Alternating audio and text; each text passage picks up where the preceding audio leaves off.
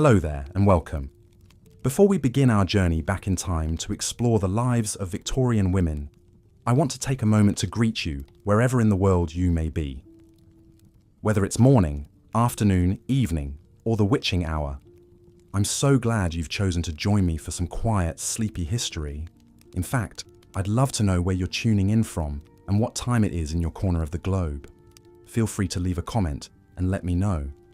And if you enjoy this type of soft, relaxing, historical storytelling, I invite you to subscribe so you can drift off to more bedtime tales of the past. Now, let's allow ourselves to sink deeper into relaxation as we set the scene. The year is 1837, and a young Queen Victoria has just ascended to the throne of England. The Victorian era has begun, ushering in a period of dramatic change, sweeping industrial progress and strict societal order. Over the next 64 years of Victoria's reign, the British Empire will reach its height, spanning a quarter of the globe. Innovation and invention will transform daily life at a dizzying pace. And yet, in this time of dizzying change, a woman's role remained rigidly defined and constrained. The life of a Victorian woman, from queen to pauper, was often one of hardship, repression, and shocking lack of agency. Over the next little while, as you rest and unwind, we'll explore the many complex facets of a Victorian woman's experience. We'll visit lavish manor houses and crowded city rooming houses, royal palaces, and gloomy brothels. We'll witness the quiet tragedy of thwarted ambitions and staggering maternal loss rates. But we'll also meet some extraordinary women who managed to rebel against the suffocating constraints of their era and fight for something better. So allow yourself to settle in, perhaps resting your eyes if you feel so called. Let the sounds of the modern world fade away as we travel back together to the gaslit streets, foggy moors, and grand brick facades of Victorian England. And let us begin by stepping into the most central aspect of a Victorian woman's identity, the hallowed sphere of the home. To properly set the scene, we need to understand that a Victorian woman's world was strictly divided between public and private, and a lady's proper place was firmly in the domestic realm. As author and critic John Ruskin famously declared in 1865, men and women were designed for separate spheres based on their inherently different natures. In his lecture of Queen's Gardens, Ruskin celebrated the home as a woman's rightful domain. The woman's power is for rule, not for battle, and her intellect is not for invention or creation, but for sweet ordering, arrangement, and decision. She sees the qualities of things, their claims, and their places. Her great function is praise. She enters into no contest, but infallibly adjudges the crown of contest. By her office and place, she is protected from all danger and temptation. The man, in his rough work in open world, must encounter all peril and trial. But he guards the woman from all this, within his house, as ruled by her. This ideal of separate spheres was held up as the pinnacle of civilized society, and it defined a Victorian woman's entire existence. From the moment a girl child of the middle or upper classes was born, she was groomed for a life of domestic pursuits. She was educated, not to expand her mind, but to mold her into the perfect angel in the house, the term coined by poet Coventry Patmore in praise of his meek, devoted, selfless wife, Emily. An angelic household paragon was expected to blissfully submit to her husband's authority while flawlessly overseeing every aspect of home life. Managing cleaning, cooking, social engagements, the instruction of children, household accounts, and a full staff of servants was no easy feat in an era without modern conveniences. A lady's work may have been centered around soft furnishings, fine china, and burbling tea kettles, but it was physically and mentally taxing labor all the same. Perhaps no one captured the sheer complexity of a Victorian housewife's duties better than Mrs. Isabella Beeton, whose seminal 1861 domestic guide, Mrs. Beeton's Book of Household Management, became the indispensable Bible of the 19th century homemaker. Room by room and task by task, Mrs. Beeton scrupulously detailed the proper management of a Victorian home, from the slaughtering of livestock to the seasoning of soup to the weekly cleaning rota. Hers was an exacting, exhausting standard of household perfection. And yet, what few of Mrs. Beeton's devoted readers realized was that Isabella herself was often far too ill to personally live up to her own demanding ideals. Plagued by debilitating chronic disease after contracting syphilis from her philandering husband on their wedding night, Mrs. Beeton completed her domestic advice opus at the tender age of 23, only to die at 28, weakened by constant pregnancies and the unrelenting pressures of Victorian womanhood. The very avatar of selfless feminine domesticity had herself been ground down and destroyed by the impossible expectations placed upon her. Within the so-called sanctuary of the home, a Victorian woman had power, but she paid dearly for it. She worked her fingers to the bone to run her household while remaining ever smiling, ever charming, ever ready to soothe and please. The home may have been her refuge, but it was also her gilded cage. And yet for many well-to-do Victorian women, even this dubious domestic authority came at a steep price, one often paid on the marriage market. Continue developing the outline. As we've seen, life for women in Victorian England was marked by countless constraints and challenges. But there were some who dared to push back against society's rigid expectations in ways both big and small. One such woman was Florence Nightingale, whose journey to become a nurse was far from easy. Born into a life of wealth and privilege in 1820, the young Florence had little interest in the endless rounds of balls and social calls expected of a woman of her class. Instead, she found herself drawn to the idea of serving others through nursing, a most unladylike profession at the time. Her family was appalled when Florence announced her intentions. Nursing was seen as a lowly occupation, suitable only for working-class women, not a respectable lady like their Florence. But Florence would not be swayed. She had found her calling and was determined to answer it no matter the cost. In 1844, over the strong objections of her mother and sister, Florence enrolled as a nursing student at the Lutheran Hospital of Pastor Fleidner in Germany. It was a bold, nearly unheard of move for a young woman of her background. After completing her training, Florence returned to London, ready to put her skills to use. But she faced resistance at every turn. The doctors and male administrators at the hospitals where she worked doubted her competence and resented taking orders from a woman. Some even refused outright to work with her. Still, Florence persevered. Her defining moment came during the Crimean War. With reports streaming in of appalling conditions and high mortality rates at the military hospital in Scutari, Florence assembled a team of nurses and set out for Turkey. What she found there was even worse than she had feared. Filthy, overcrowded wards crawling with rats, contaminated water, and rampant disease. Undaunted, Florence set to work. She procured fresh food and clean linens, established a laundry and kitchen, and instituted strict sanitary protocols. She made rounds at all hours, tending to patients and raising morale. Her tireless efforts paid off. In mere months, the hospital's mortality rate dropped from over 40% to just 2%. Florence's successes in Crimea made her a national hero. She became known as the Lady with the Lamp for her habit of making night rounds, and her name was spoken with reverence in households across England. Perhaps more importantly, she had single-handedly transformed the public image of nursing. No longer seen as a vocation of last resort, it was fast becoming a respected profession for dedicated women. Florence leveraged her newfound celebrity to continue advocating for healthcare reform, She established the Nightingale Home and Training School for Nurses in London, where she pioneered a rigorous curriculum emphasizing patient observation, hygiene, and care techniques that are still taught today.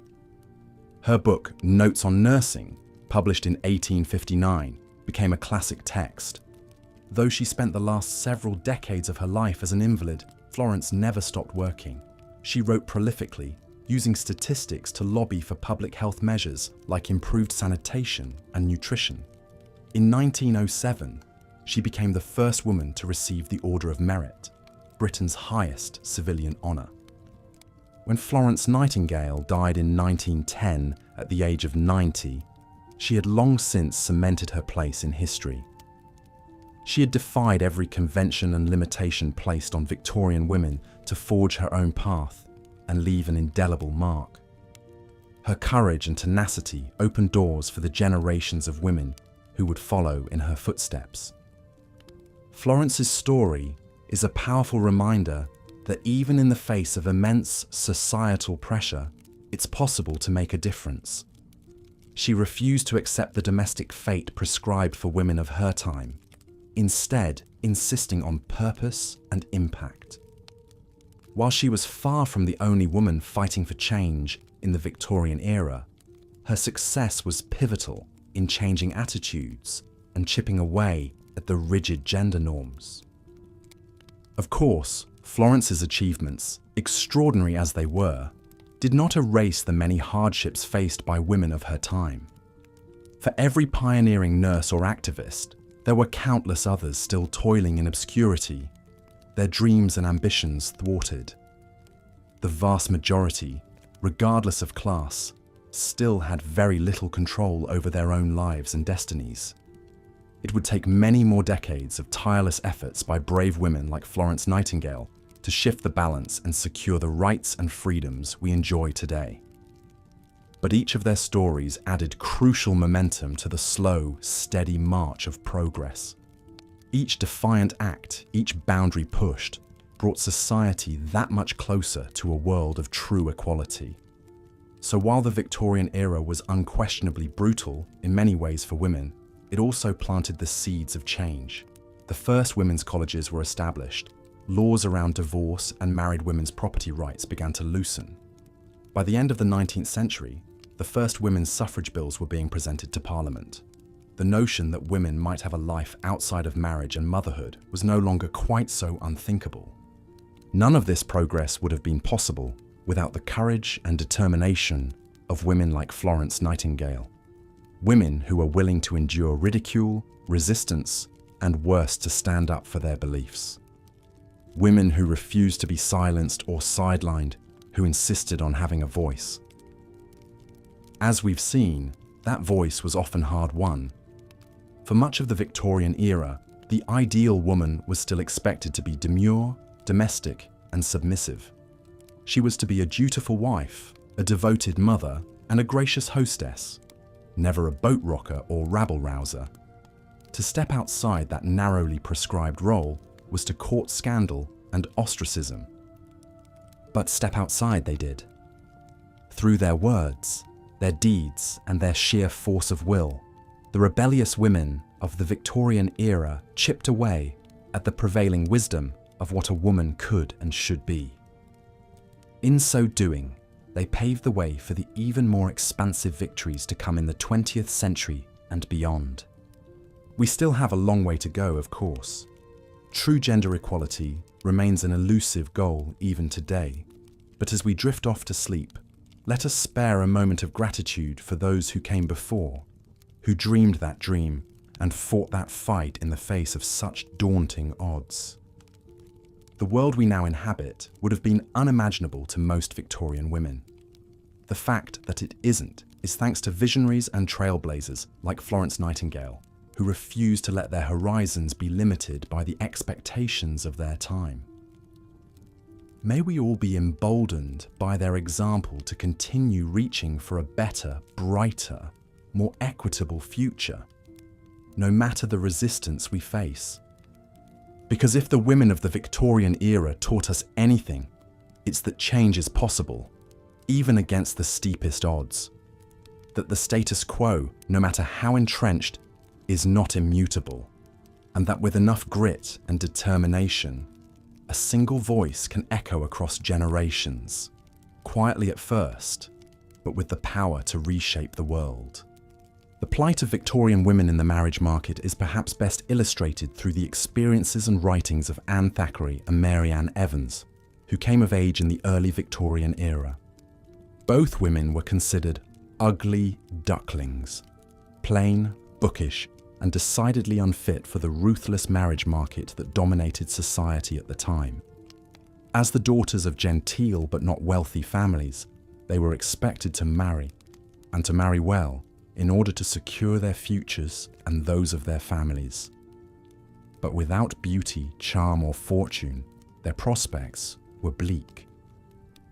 Anne Thackeray, the eldest daughter of famed novelist William Makepeace Thackeray, was a shy, awkward girl who struggled to conform to the strict expectations of femininity. In her semi-autobiographical novel, The Story of Elizabeth, she sketches a painful portrait of a young woman navigating the perils of courtship and the marriage market. The novel's heroine, Elizabeth, is plain, poor, and socially inept, a clear stand-in for Anne herself. Through Elizabeth's eyes, we see the humiliating rituals of balls and social calls, the constant jockeying for position, the whispered gossip behind fans. We feel the acute pressure on women to perform femininity and secure a husband, no matter the cost to their dignity or well-being. Mary Ann Evans, who would later achieve fame as the novelist George Eliot, faced similar struggles as a young woman. Like Anne Thackeray, she was intelligent and ambitious, with little patience for the frivolities of courtship. She was also, by her own admission, magnificently ugly, deliciously hideous, in an era when a woman's worth was measured by her appearance and marriageability. Mary Ann's prospects were grim. As she wryly observed in a letter to a friend, "I have the misfortune of being a woman and unmarriageable because of my plain face." For both Anne Thackeray and Mary Ann Evans, the marriage market was a source of acute pain and frustration. They chafed against the limitations placed on women, the stifling expectations of femininity, the lack of alternatives to marriage. In their writings, they exposed the ugly underbelly of courtship and marriage in Victorian society, the transactional nature of it all, the cold calculations of status and fortune, the impossibility of true love or companionship. And yet, both women ultimately defied the constraints of their era to forge their own paths. Anne Thackeray never married, but she found fulfillment as a writer, publishing several popular novels and supporting herself and her family through her literary efforts. Mary Ann Evans, too, bucked convention to pursue her intellectual ambitions. She moved to London, adopted a masculine pen name, and became one of the most celebrated novelists of her time. In their own ways, Anne Thackeray and Mary Ann Evans resisted the brutal expectations placed on Victorian women in the marriage market. Through their writings and their lives, they challenged the notion that a woman's worth lay solely in her ability to secure a husband. They offered a glimpse of a different path, one where women could be valued for their minds and their talents, not just their marriageability. And while their individual rebellions were small and quiet in the face of such an entrenched system, they nonetheless helped to chip away at the edifice of patriarchy, one witty observation and one best-selling book at a time. Their stories serve as a reminder of just how few options were available to even privileged Victorian women when it came to securing their futures. Without beauty, wealth, or social connections, women like Anne Thackeray and Mary Ann Evans were at the mercy of a system that saw them as little more than commodities to be traded on the marriage market. And yet, through their determination and their gifts, they were able to imagine a different kind of life for themselves and for future generations of women. Sadly, even as some women were beginning to push back against the limits placed on them, Victorian society found new ways to constrain and control the female body and mind. One of the most insidious of these was the diagnosis of hysteria, a catch-all term for any kind of female malady or misbehavior.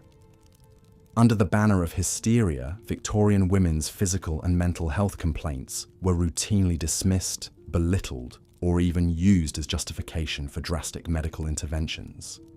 The roots of hysteria as a female disorder can be traced back to ancient Greece, where it was believed that the womb could wander around the body, causing all manner of distress. This idea persisted into the Victorian era, with physicians continuing to view women's reproductive organs as the source of a host of ailments. Any outburst of emotion, any deviation from demure femininity, any physical complaint that could not be easily diagnosed was chalked up to hysteria, a disturbance of the wandering womb. For Victorian women, the consequences of a hysteria diagnosis could be severe. At best, they might be prescribed rest cures, confinement to bed for weeks or months on end. At worst, they could be subjected to dangerous and destructive treatments, from purging and bleeding to cauterization of the genitals. Many women were committed to asylums for hysteria, their freedom and autonomy stripped away in the name of controlling their unruly female bodies.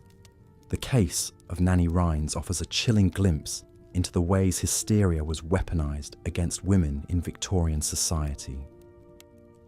Nanny, a lively young woman from a wealthy southern family, began to experience mysterious symptoms in her late teens: fatigue, headaches, fainting spells. Her concerned parents sent her to a series of doctors, all of whom diagnosed her with hysteria and prescribed various ineffectual treatments. As Nanny's condition worsened, her behavior became more erratic. She lashed out at her family, refused to eat or sleep, and claimed to be possessed by demons. Desperate for a cure, Nanny's parents committed her to the care of Dr. Isaac Baker Brown, a noted gynecological surgeon with a reputation for treating hysteria. Dr. Brown promptly diagnosed Nanny with hysteroepilepsy, a form of hysteria characterized by seizures and sexual mania. His prescribed treatment was clitoridectomy, the surgical removal of the clitoris. Nanny, like so many other women subjected to such barbaric cures, was left physically and emotionally scarred by her ordeal. She spent months recovering from the surgery, only to be told that her hysteria persisted. She was eventually committed to an asylum, where she spent the rest of her days in a state of quiet despair, her once vibrant spirit broken by the cruelties inflicted upon her in the name of medicine. Nanny's story is a stark reminder of the ways in which Victorian society pathologized and controlled women's bodies and minds. Under the guise of hysteria, any expression of female agency or distress could be ruthlessly suppressed. Women like Nanny were subjected to painful, humiliating procedures and stripped of their autonomy, all in the service of maintaining a narrow ideal of docile femininity. And yet, even as some Victorian women were being diagnosed with and treated for hysteria, others were beginning to push back against the medical establishment's mistreatment of women. Among them was Mary Putnam Jacobi, one of the first female physicians in the United States. Jacobi, who studied medicine in Paris and New York, was a vocal critic of the hysteria diagnosis and its use as a tool of oppression against women.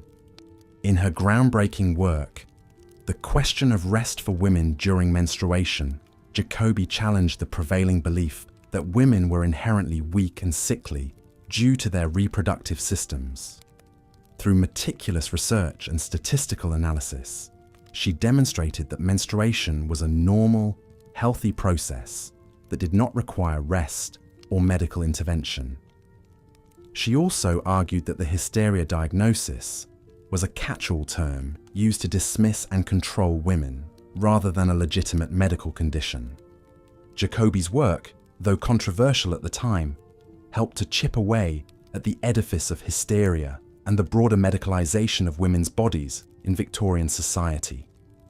She offered a vision of women as strong, capable, and in control of their own health and destinies.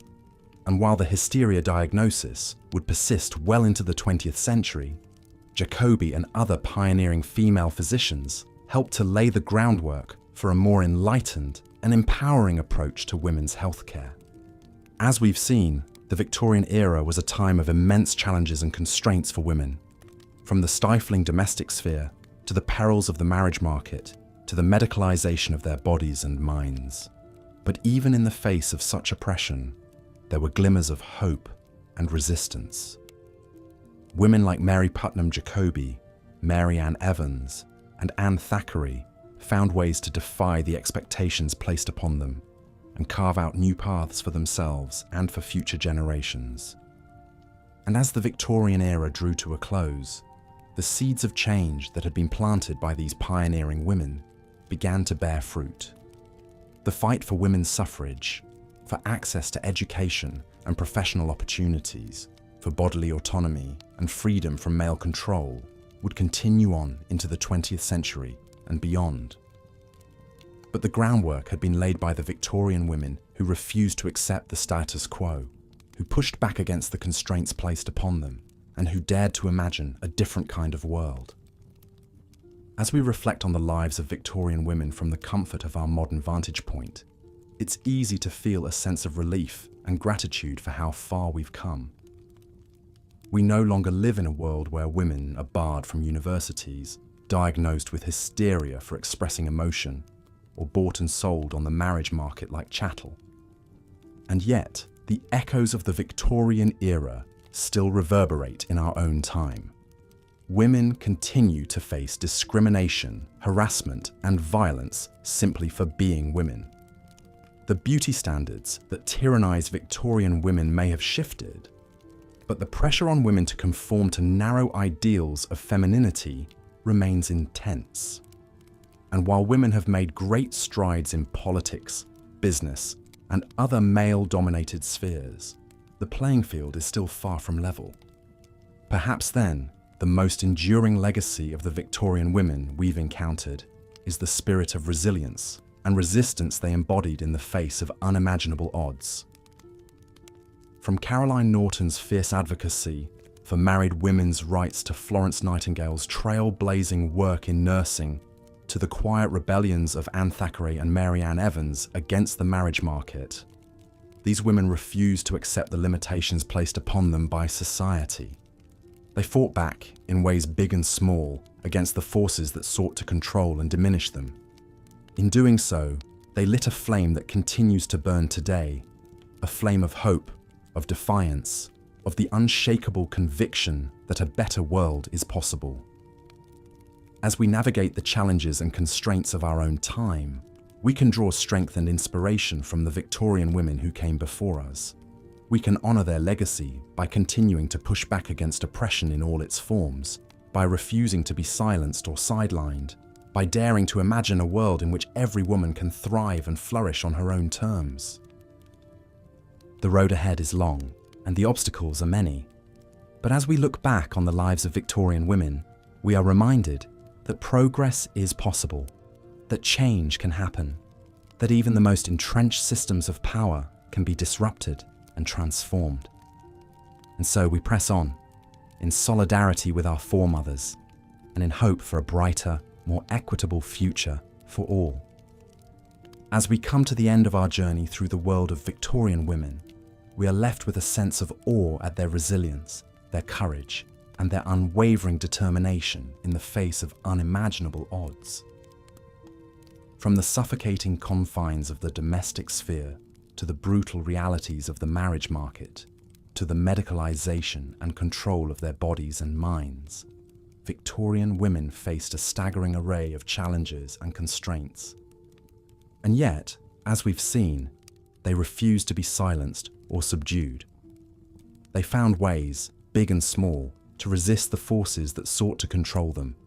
Through their writings, their advocacy, their quiet acts of rebellion, they laid the groundwork for the feminist movements that would emerge in the 20th century and beyond, chipping away at the edifice of patriarchy, one book, one speech, one act of defiance at a time.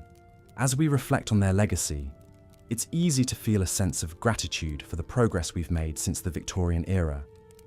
Women today have access to education, professional opportunities, and legal rights that would have been unimaginable to our foremothers.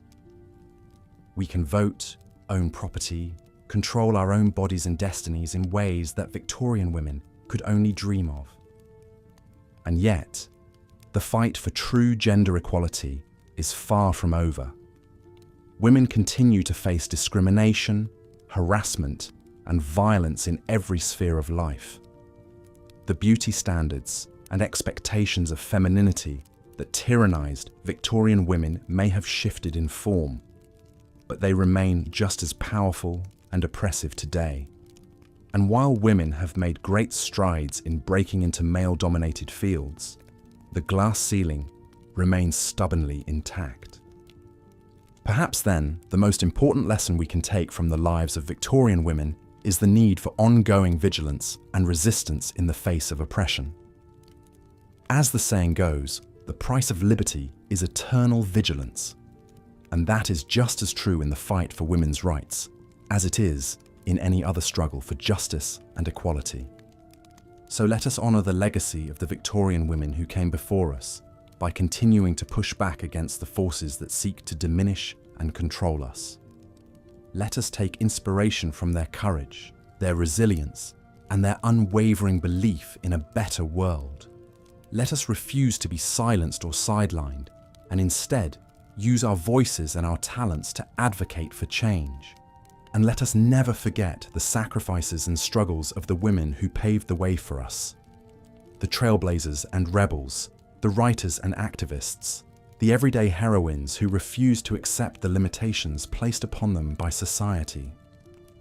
Their stories may have been lost to history, their names may have been forgotten, but their spirits live on in every woman who dares to dream of a world in which she can be truly free. As we close this chapter on the lives of Victorian women, let us carry their legacy forward into the future. Let us continue to fight for a world in which every woman can thrive and flourish on her own terms, free from the constraints of gender, class, and oppression. Let us build upon the progress they made and tear down the barriers that still remain. And let us never, ever give up on the dream of a truly equal and just society for all. The road ahead may be long and the challenges may be great, but we stand on the shoulders of giants, the brave and brilliant women who came before us and showed us the way. With their example to guide us and their spirit to inspire us, there is no limit to what we can achieve. So let us press on in solidarity and in hope towards a brighter, more beautiful future for us all. The Victorian era represented the pinnacle of Britain's power and prestige on the world stage, driven by the transformative effects of industrialization, global trade, and a vast colonial empire. Yet beneath the prim and proper veneer of Victorian society, with its strict moral code and grandiose ambitions, life for women in this era was often defined by suffocating constraints, limited opportunities, and harsh daily realities. From the stifling confines of the domestic sphere to the disfiguring effects of oppressive fashions, the brutal conditions faced by working-class women to the total legal subjugation of wives, Victorian women across all walks of life found themselves trapped in a world that demanded everything of them while granting them precious little in return. Even the most basic rights to their own children, their own earnings, their own bodies were routinely denied to them by a staunchly patriarchal society determined to keep them in a subordinate position. Yet even in the face of such unrelenting opposition, the indomitable spirit of Victorian womanhood could not be completely contained.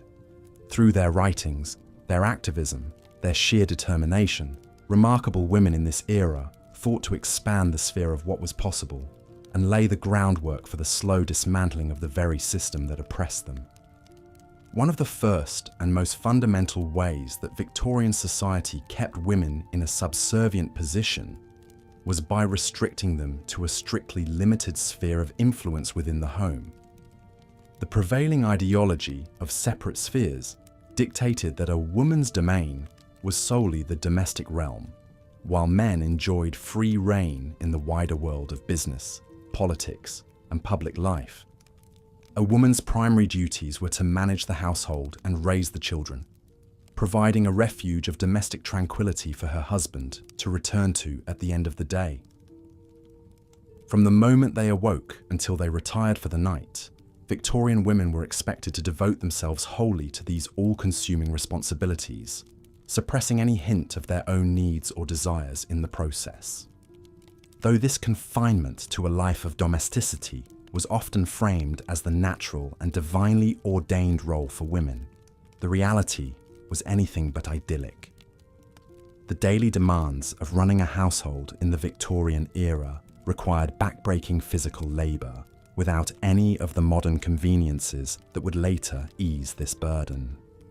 Every surface in the house demanded constant polishing, dusting, and scouring to maintain the immaculate appearance necessary to project an image of respectable gentility. Mountains of laundry had to be soaked, scrubbed, wrung out, and pressed, using nothing more than washboards, heavy irons, and elbow grease. And all of this was to be carried out while wearing long, restrictive dresses and tight corsets that made even the simple act of breathing a chore. For women of the growing middle class, eager to prove their rising social status, the pressures and drudgery of household management were compounded by the need to project an image of effortless grace and refinement. Not only did they face the physically taxing work of constant cleaning and child rearing, but they were also expected to serve as impeccable hostesses and social planners, orchestrating elaborate dinners, teas, and entertainments for their husbands' professional contacts. Managing a team of household servants was a job in and of itself, requiring a woman to serve as the public face of the household while also privately handling crises ranging from insubordinate maids to lecherous footmen. A wife's ability to cultivate an image of domestic bliss and social affability was critical to supporting her husband's career ambitions and ensuring the family's continued climb up the social ladder. Few women embodied the feminine ideal of the angel in the house, quite like Isabella Beeton, whose 1861 guide, Mrs. Beeton's Book of Household Management, served as an exhaustive manual and Bible for Victorian housewives. A paragon of selfless service and wifely devotion, Mrs. Beeton offered painstakingly detailed advice on everything from removing stubborn stains to folding the perfect napkin to crafting a dinner menu that would suitably impress influential guests. What readers of her celebrated guide didn't know was that behind her public image of cheery capability, Mrs. Beeton's own life was marred by tragedy and illness. Having contracted syphilis from her philandering husband on her honeymoon, she suffered through multiple miscarriages and stillbirths before dying at the age of just 28. Even as she was dispensing authoritative guidance to women across England about the hallmarks of sound household management, Mrs. Beeton was secretly grappling with the physical and emotional toll of her own personal hardships. Her story exemplified both the impossibly high standards Victorian society set for women and the grim realities lurking beneath the surface of even the most seemingly picture-perfect household. As if the sheer drudgery and unceasing demands of housework weren't taxing enough, Victorian women were further burdened by the oppressive dictates of fashion. The Victorian era marked the apotheosis of a certain kind of exaggerated femininity, characterized by almost cartoonishly tiny waists, delicate fainting spells, and a carefully cultivated air of childlike fragility. Perversely, the physical weakness imposed on women by the fashions of the day was taken as proof of their inherent unsuitability for anything beyond a life of passive domesticity. A proper lady was expected to look as if the slightest breeze might bowl her over, her frail constitution and utter helplessness serving as an intoxicating invitation for men to act as her protectors and saviors. The epitome of this feminine ideal was the corset, a rigid, tightly laced undergarment designed to dramatically cinch the waist and thrust the bosom upwards. Constructed from sturdy cotton or even inflexible steel, corsets restricted women's movement and made it difficult to breathe deeply, eat heartily, or engage in any strenuous activity. Fainting, headaches, and digestive ailments were common side effects, as women's internal organs were mercilessly compressed in the quest for the perfect hourglass figure. Long-term health consequences could be even more severe, with the sustained pressure of corsets blamed for misshapen ribs, weakened abdominal muscles, and even the displacement of the liver. Yet no proper woman would dream of appearing in public, or even relaxing in her own home without being fully corseted. Not only would an uncorseted figure be deemed unsightly and unladylike, but it might also invite scandalous speculation about moral looseness and lack of breeding. The crushing pressure of corsets served as an apt metaphor for the constrained position of women in Victorian society as a whole. On top of their strangling undergarments, women were further weighed down by layer upon layer of heavy, cumbersome garments. A fashionable daytime ensemble could easily include a chemise, drawers, corset, corset cover, crinoline or bustle cage, petticoats, bodice and skirt, topped off with outerwear like jackets, capes, and shawls as needed. Simply getting dressed each morning with the assistance of a lady's maid could take well over an hour and leave a woman feeling exhausted before the day had even properly begun. These impractical fashions imposed limitations on women's freedom of movement that went beyond the simply physical. With her mobility severely curtailed by voluminous skirts and tottering heels, a Victorian lady's ability to navigate public spaces on her own was greatly impeded. Merely trying to board a carriage or climb a flight of stairs became a perilous ordeal that required male assistance, reinforcing notions of female dependency and helplessness. For all the discomforts and indignities that fashionable dress inflicted on Victorian women, it did grant them one dubious privilege: the ability to display their family's wealth and social standing for all the world to see. In an era when a woman's value was largely determined by her marriageability, and her marriageability hinged on the social connections and economic resources she could bring to the match, the ability to conspicuously demonstrate her worth through her attire was no small matter. The highest ranks of Victorian society engaged in an endless game of sartorial one-upmanship, each new fashion season bringing fresh opportunities to showcase one's superior taste and virtually unlimited budget. Dresses were confections of sumptuous fabrics like silk, satin, and velvet, lavishly embellished with ruffles, flounces, lace, and fringe. A particularly well-heeled lady might think nothing of spending a sum equivalent to a clerk's annual wages on a single gown for an important social occasion. Of course, keeping up such appearances was a full-time occupation in itself, demanding an army of specialized assistants, including ladies' maids, hairdressers, milliners, dressmakers, and fashion advisors. Woe betide the woman who failed to keep up with the whims of fashion or dared to be seen wearing the same dress twice in one season. Whispers and side-eyes from her social circle were sure to follow. For women of more modest means, the costly demands of fashionable dress could be a source of unending anxiety and self-denial. A middle-class housewife might scrimp and save for months to afford a single new gown, knowing that her family's social ambitions rested on her ability to maintain a respectable appearance. Women who couldn't afford to hire help were faced with the unenviable task of laundering and mending these complex garments on their own, a painstaking chore that only added to their domestic burdens. The rigid standards of Victorian beauty went beyond exaggerated hourglass figures and impractical frocks to encompass every aspect of a woman's deportment and appearance. At a time when a clear peaches and cream complexion was taken as a sign of refinement and delicacy, many women went to dangerous lengths to achieve an ivory pallor. Although Queen Victoria publicly declared the use of cosmetics vulgar, and by extension implied they were the province of actresses and prostitutes, a roaring trade nonetheless existed in lead-based face powders, mercury-laden skin lighteners, and arsenic complexion wafers.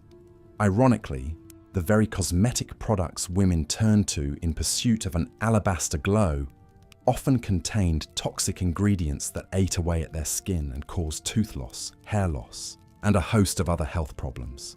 Perhaps no one better embodied the perils of trying to live up to an impossible standard of beauty than Empress Elizabeth of Austria.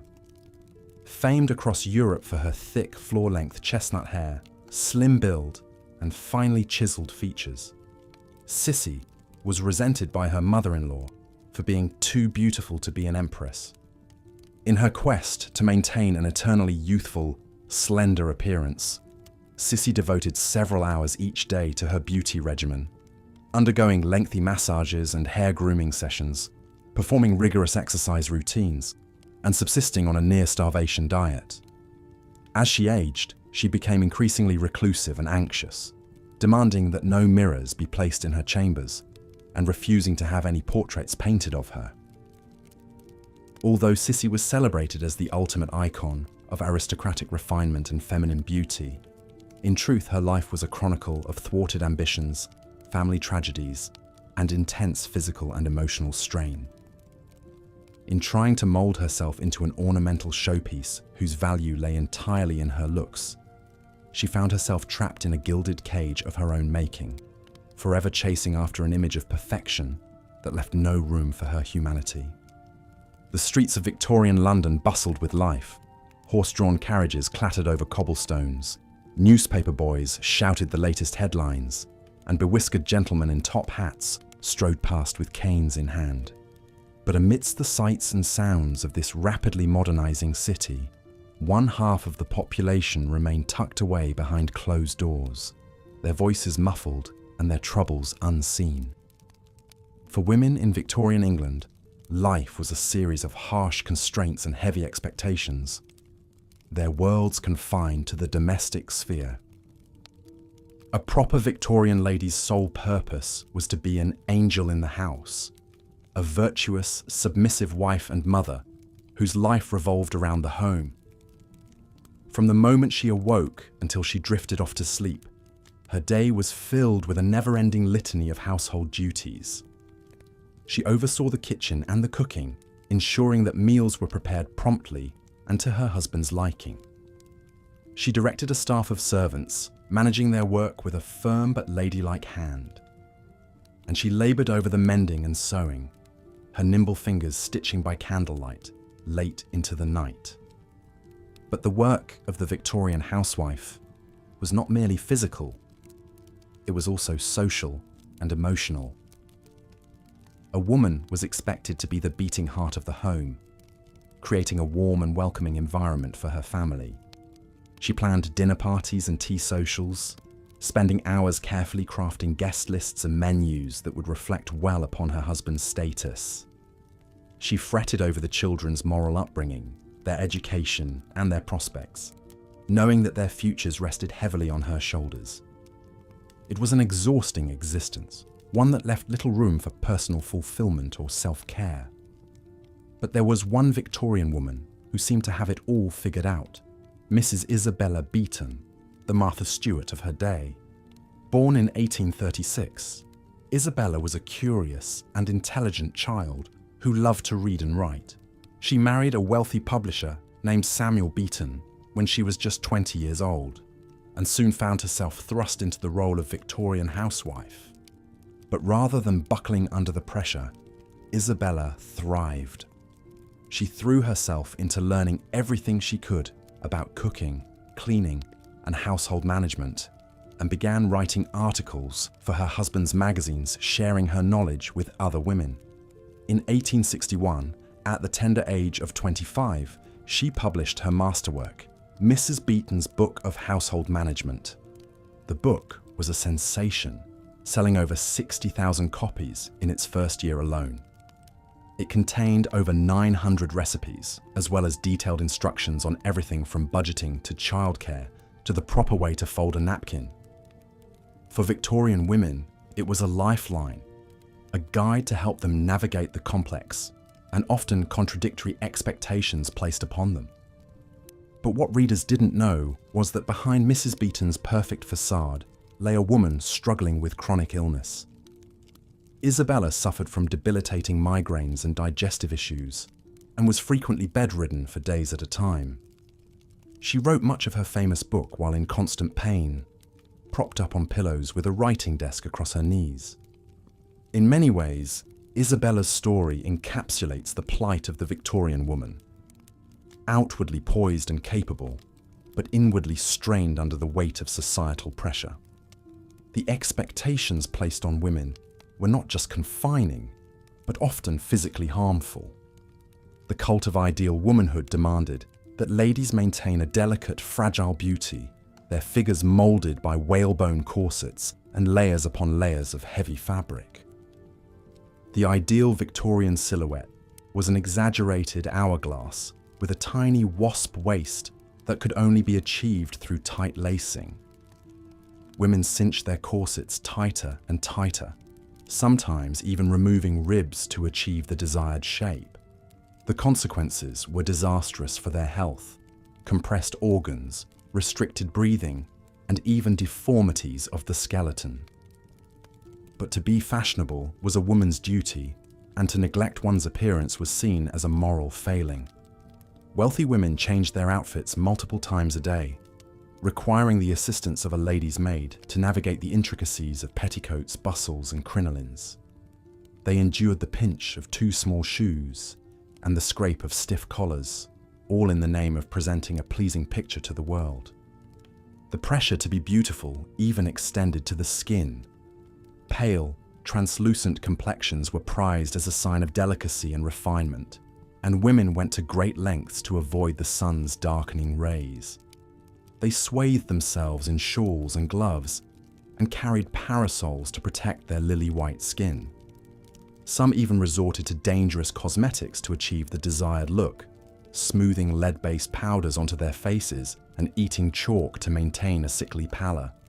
One woman who took this obsession with beauty to extremes was Empress Elizabeth of Austria, known to her adoring public as Sisi.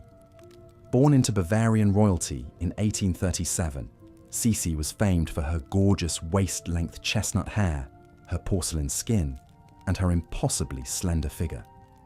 She was seen as the ultimate embodiment of feminine beauty, and her image was fetishized throughout Europe.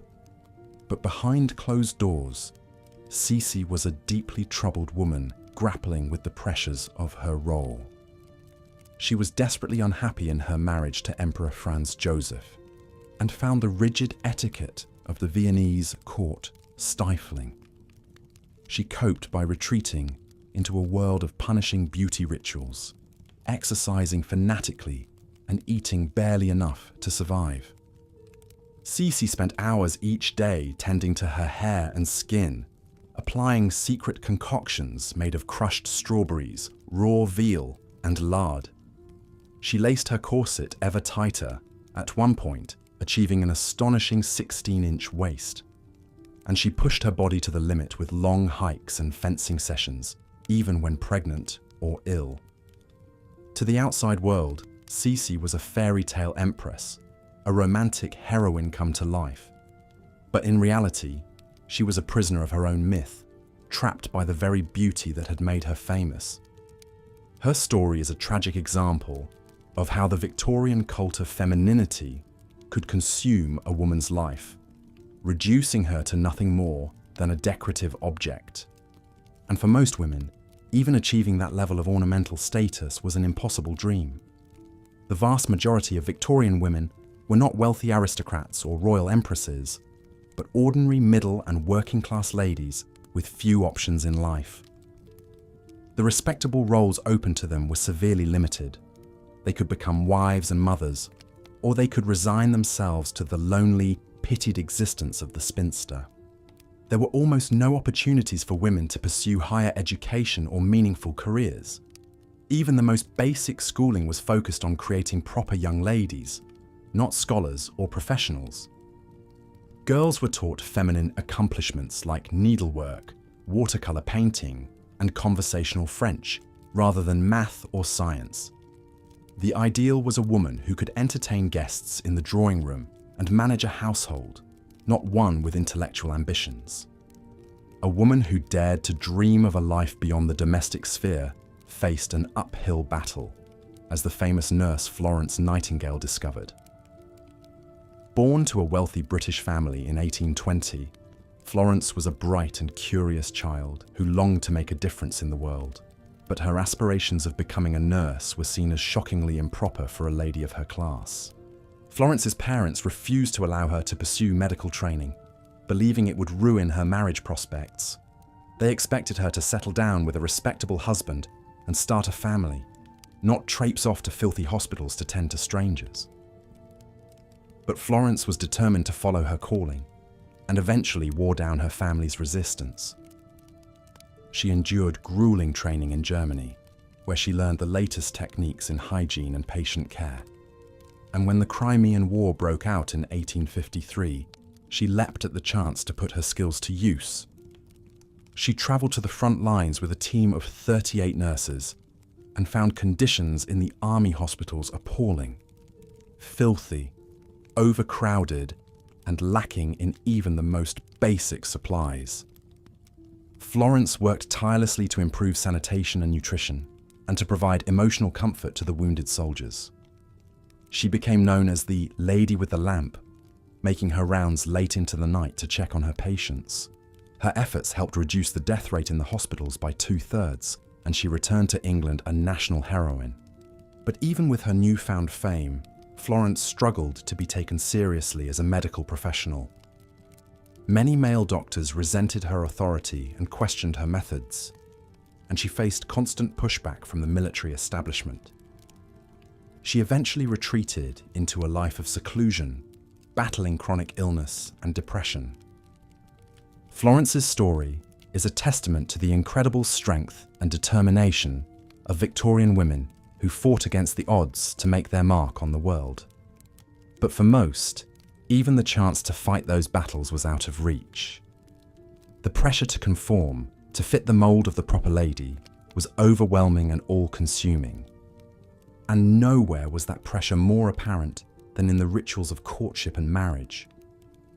For a Victorian woman, her wedding day was the culmination of years of careful preparation and strategic maneuvering, a make-or-break moment that would determine the course of the rest of her life. She was expected to marry well, to snag a husband who could provide for her financially and elevate her social standing. The process of finding that perfect mate was a complex and often humiliating one. Young women of marriageable age were trotted out at an endless series of balls, dances, and social gatherings, paraded before potential suitors like prize heifers at a county fair. They were expected to be charming, but chaste, witty, but not too clever, beautiful, but not vain. The slightest misstep could ruin a woman's reputation and her chances at a good match. She had to navigate the treacherous waters of flirtation and courtship without being seen as fast or improper. A wrong word, a misplaced glance, an accidental touch. Any of these could brand her as damaged goods in the eyes of society. For women who didn't fit the conventional mold of beauty, the marriage market could be a brutal and demoralizing experience. The writers Anne Thackeray and Mary Ann Evans, who wrote under the pseudonym George Eliot, both penned poignant sketches of the plight of the ugly duckling in Victorian society. In her essay, Toilers and Spinsters, Thackeray describes the superfluous women who are left on the shelf, doomed to a life of genteel poverty and social isolation. She writes of the pressure to be charming and marketable, and the crushing disappointment of being passed over for prettier, more vivacious girls. Evans, in her novel Middlemarch, creates a brilliant but plain heroine named Dorothea Brooke, who longs for a life of intellectual fulfillment. But she is pushed into a disastrous marriage with a much older man, her dreams of scholarly pursuits crushed under the weight of domestic duties. For the lucky women who did manage to secure a husband, their troubles were far from over. Marriage in Victorian England was a decidedly one-sided affair, with all the power and privilege granted to the male spouse. Under the legal doctrine of coverture, a married woman's identity was completely subsumed by her husband's. She became, in essence, his property, with no rights to her own body, her children, or her possessions. A woman was expected to submit to her husband's will in all things, even when it came to the most intimate aspects of her life. Marital assault was not recognized as a crime, and a man was seen as entitled to his wife's sexual favors whenever he desired.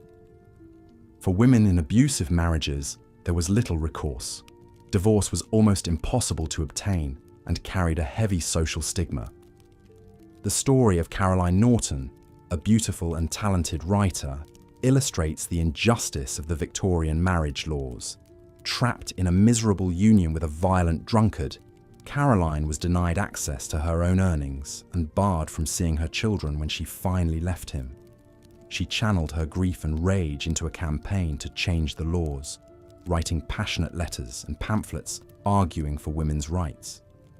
Her efforts helped lead to the passage of the Custody of Infants Act in 1839, which gave mothers the right to petition for custody of their children under the age of 7. And her later work helped pave the way for the Matrimonial Causes Act of 1857, which made divorce more accessible and allowed women to keep their own property in a separation. But while Caroline's story had a relatively happy ending, for most Victorian women, marriage was a life sentence of drudgery and sacrifice. And the greatest sacrifice of all was often on the altar of motherhood. In an era without reliable birth control, married women faced the constant spectre of pregnancy, their bodies ravaged by the toll of bearing and burying child after child. Childbirth itself was a harrowing and dangerous ordeal, with no pain relief and often unsanitary conditions.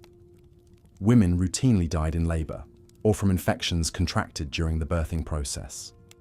And even if they survived, they faced the heartbreak of losing their babies to disease, malnutrition, or simple bad luck. Queen Victoria herself was no stranger to the sorrows of motherhood. Though she famously adored her husband Prince Albert and took great joy in her 9 children, she also suffered devastating losses. Her second daughter, Princess Alice, died at the age of 35 from diphtheria contracted while nursing her own sick child. And her youngest son, Prince Leopold, was a haemophiliac who died at just 30 years old from a brain hemorrhage. In her letters and diaries, Victoria writes movingly of the anguish of outliving her children and of the burden of being a mother in an age of such precarity. She also struggled with the demands of royal motherhood, feeling constrained and overwhelmed by the constant pressure to produce heirs and manage a large household. For less privileged women, the strains of motherhood were even more acute. Working-class mothers had to balance childcare with grueling factory labour or domestic service, often leaving their infants in the care of older siblings or inexperienced neighbours. They returned to work mere days after giving birth, their bodies still raw and bleeding, because they could not afford to lose their jobs. And for those women who could not or did not want to have children, the stigma was intense. Spinsters were seen as failed women, their barrenness a mark of shame and inadequacy. They were often relegated to the margins of society, living on the charity of family members or scraping by as underpaid governesses or companions. The plight of the Victorian spinster is captured poignantly in the novel Cranford by Elizabeth Gaskell. The book follows the lives of a group of unmarried women in a small English village, their days filled with the small dramas of tea parties and gossip. But beneath the surface, there is a deep sadness and sense of missed opportunity, a yearning for a life that has been denied to them. Gaskell herself knew the pain of being a single woman in Victorian society. She married relatively late in life at the age of 31 and had to endure years of pity and condescension from friends and family. And when her husband died just 6 years later, leaving her with 2 young daughters to support, she turned to writing as a means of survival. For Gaskell and other women writers of the period, literature was a way to explore the inner lives of women, to give voice to their struggles and their triumphs. But even in the world of the arts, women faced significant barriers and prejudices. They were seen as inferior to male writers, their work dismissed as sentimental or trivial. Many female authors, like the Bronte sisters and Mary Ann Evans, published under male pseudonyms to avoid the stigma of being a lady novelist. They knew that their writing would not be taken seriously if it was known to come from a woman's pen, and they feared the backlash that could come from stepping outside the narrow confines of feminine propriety. But despite the obstacles, Victorian women writers produced some of the most enduring and influential literature of the era. From the Gothic romances of the Brontes to the social realism of Gaskell and Eliot, their work challenged the prevailing stereotypes of women and explored the complex realities of their lives. And it wasn't just in literature that women were making their mark. In the realm of social reform, women like Florence Nightingale and Josephine Butler were fighting to improve the lives of the most vulnerable and marginalized members of society. Their efforts laid the groundwork for the women's suffrage movement and the broader fight for gender equality in the 20th century. But for most Victorian women, the struggle for self-determination was a quiet, personal one, waged in the confines of their own homes and hearts. They faced a world that was hostile to their dreams and desires, that sought to constrain them at every turn. And yet, they found ways to resist, to carve out small spaces of freedom and fulfillment in the face of overwhelming odds. In their diaries and letters, in their art and their activism, Victorian women left a legacy of resilience and courage that continues to inspire us today. Their stories remind us of the incredible progress that has been made in the fight for women's rights, and of the work that still remains to be done. As we look back on the Victorian era from the vantage point of the 21st century, it can be easy to feel a sense of superiority, to marvel at the backwards attitudes and oppressive customs of a bygone age. But we must also remember that the struggles of Victorian women are not so far removed from our own. Even today, women continue to face discrimination and violence, to be held to impossible standards of beauty and behaviour, to have their voices silenced and their experiences dismissed. The fight for true equality is an ongoing. As we've seen, life for Victorian women was marked by restriction, repression, and unrelenting demands. Even aristocratic women, despite their relative comfort and privilege, were still tightly confined to narrow domestic and social roles that gave them little room to pursue their own interests or ambitions. One such woman was Empress Elizabeth of Austria, known to her family as Sisi. Born into Bavarian royalty in 1837, the strikingly beautiful Elizabeth caught the eye of the young Emperor Franz Joseph I of Austria when she was just 15. The two soon married, and overnight Elizabeth was thrust into the role of Empress, a position that came with immense pressure and scrutiny. As a young bride, Elizabeth struggled to adapt to the rigid etiquette and strict ceremonial routines of the Habsburg court. She chafed at the constant monitoring by attendants and resented the overbearing influence of her mother-in-law, Princess Sophie. Elizabeth sought solace in a zealous beauty regimen, spending hours each day tending to her ankle-length hair, pinched waist, and alabaster complexion. Over time, maintaining her renowned beauty became an obsession for the Empress. She wrapped herself in damp cloths at night to preserve her trim figure and subsisted on a diet of milk, eggs, and broth to keep her weight at a mere 110 pounds, despite her 5 feet 8 inches frame. Elizabeth spent hours every day exercising vigorously on rings and bars to maintain her slender build. As she withdrew further into her fixations, Elizabeth began to neglect her duties as wife and mother. She left her children for months at a time to travel compulsively across Europe and North Africa, always with an entourage of hairdressers, Greek tutors, and a personal gym in tow. Struggling with what some historians believe was depression and anorexia, she became increasingly eccentric and melancholic. Though Elizabeth resented the public fetishization of her appearance, she also relied on her beauty as a source of influence and independence in a court that granted her little official power. As she aged and her legendarily trim waist began to thicken, she only withdrew further from the public eye, hiding her figure behind fans, face veils, and parasols. In 1898, while walking along the promenade in Geneva, the 60-year-old empress was stabbed through the heart by an Italian anarchist. It's said that her corseted waist was so slim and the wound so small that at first no one noticed she had been injured. She collapsed and died moments later, a poignant symbol of the gilded cage in which she had spent her life. Elizabeth's tragic story illustrates the immense physical and emotional toll that the era's rigid feminine ideals took on women. Though she enjoyed all the comforts and privileges of her rank, she was still, in many ways, a prisoner of her celebrated beauty and the limited outlets permitted to women of her station. Of course, ordinary women without Elizabeth's resources had even fewer options for independence and self-expression.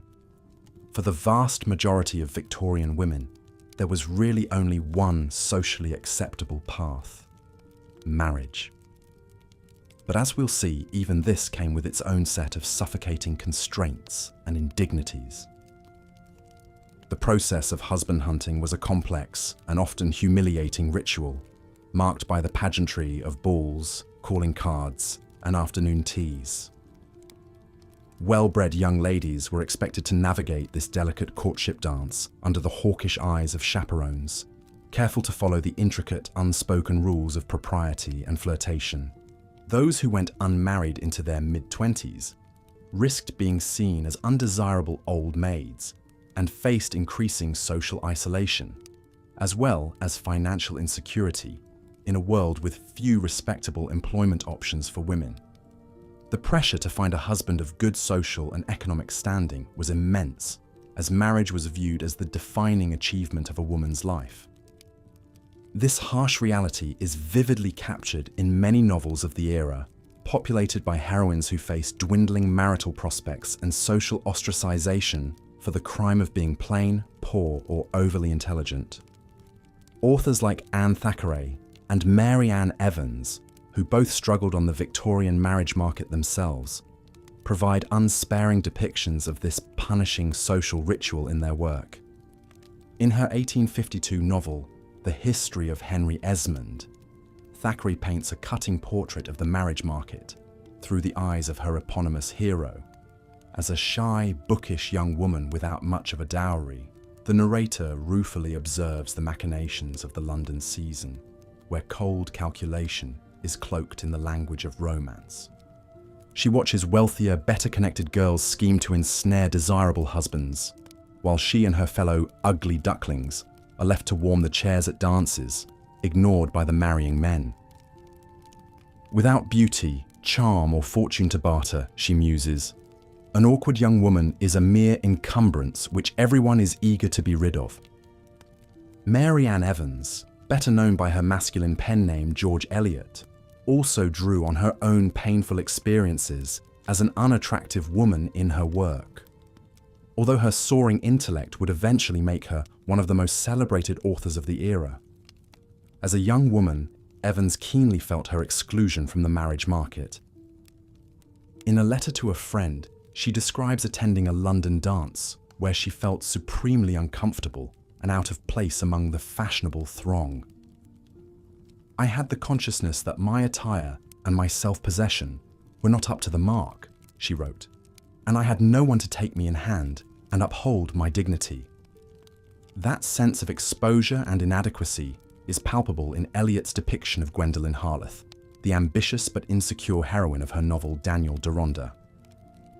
Though beautiful and accomplished, Gwendolen is acutely aware that her lack of fortune puts her at a disadvantage in the battle for eligible bachelors. When a socially desirable suitor begins to court her, she agonizes over how to respond, torn between her yearning for independence and her fear of ending up a penniless spinster. No one who has not been in the position of a young woman looking for a rich husband can understand the depth of disgust and resistance she may feel, Eliot writes. capturing the quiet desperation of the marriage market.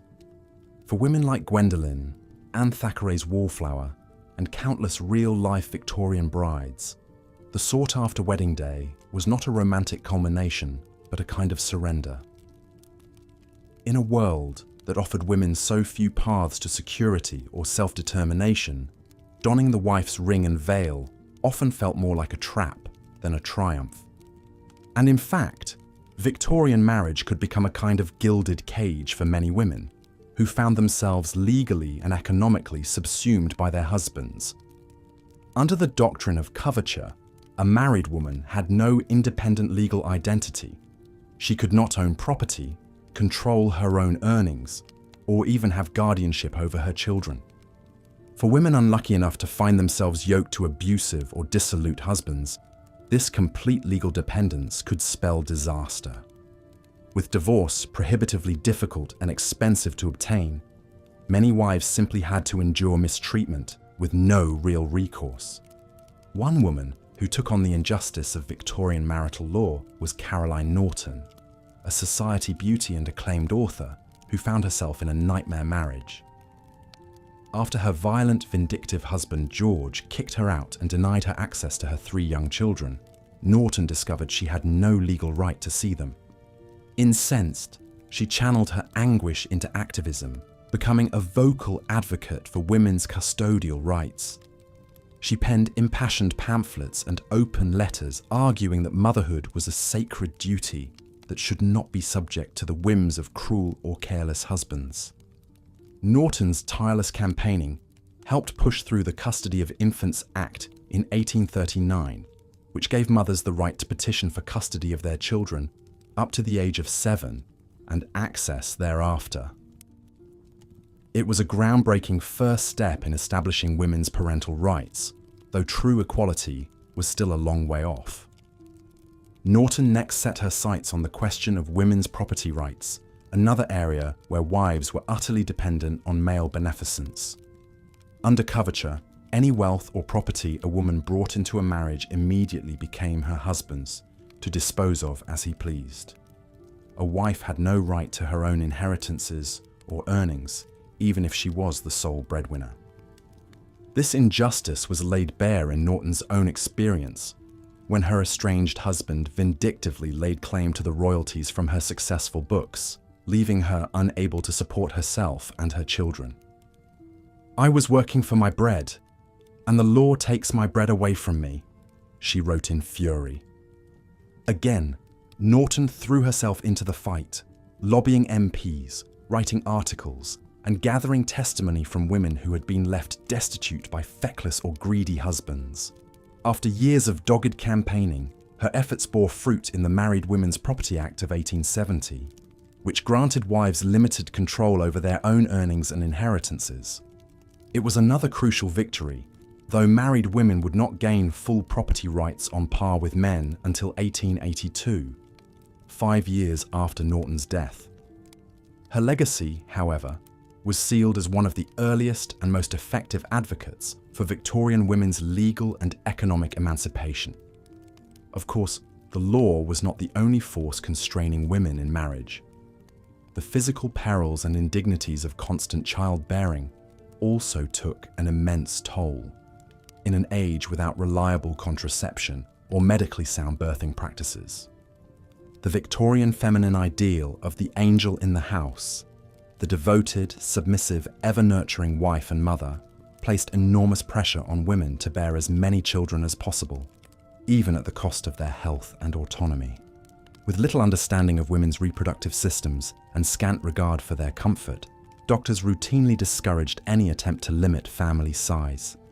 As a result, most married women spent their prime years in a state of almost constant pregnancy, birth, and nursing, their bodies never fully their own. Well into the late 19th century, the average woman could expect to bear 6 or 7 live children over the course of her fertile years, not counting miscarriages and stillbirths. Wealthier women were somewhat shielded from the most punishing physical aspects of motherhood by the labours of wet nurses and nannies. But for the majority of women, the sheer bodily strain of perpetual pregnancy, birth and breastfeeding could be debilitating even deadly. In an era before antibiotics, even routine birth carried a serious risk of life-threatening childbed fever, while complications like preeclampsia and obstructed labor could easily prove fatal without proper medical intervention.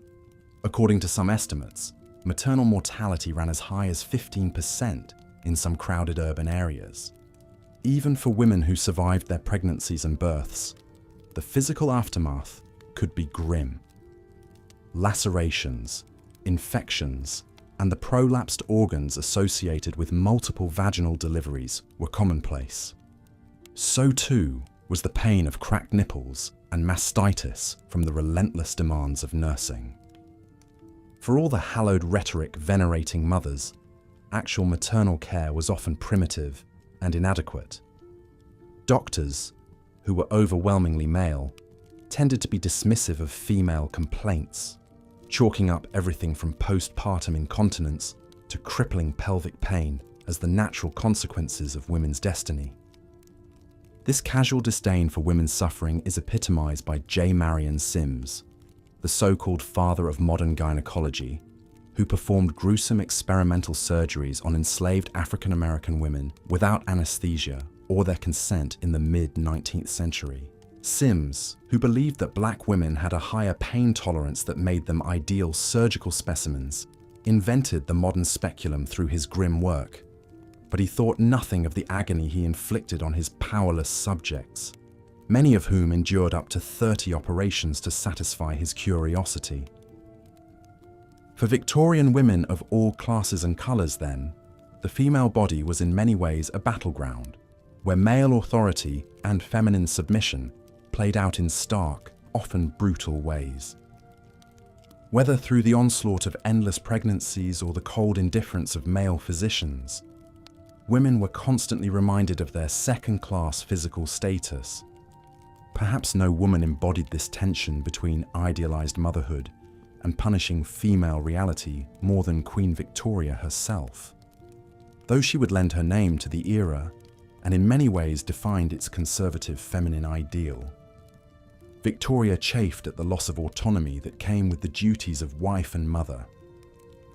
Deeply in love with her husband, Prince Albert, Victoria nevertheless resented the way her treasured time with him was constantly interrupted by the demands of pregnancy and childbirth. Over the course of their 21-year marriage, she would bear 9 children, at one point spending over a decade continuously pregnant or nursing. In her diaries and letters, Victoria makes no secret of her distaste for the physical strain and indignities of childbearing. She describes her first pregnancy as a kind of living death, like a dog's existence, troubled with strange thoughts and desires, mewed up in a wretched cage.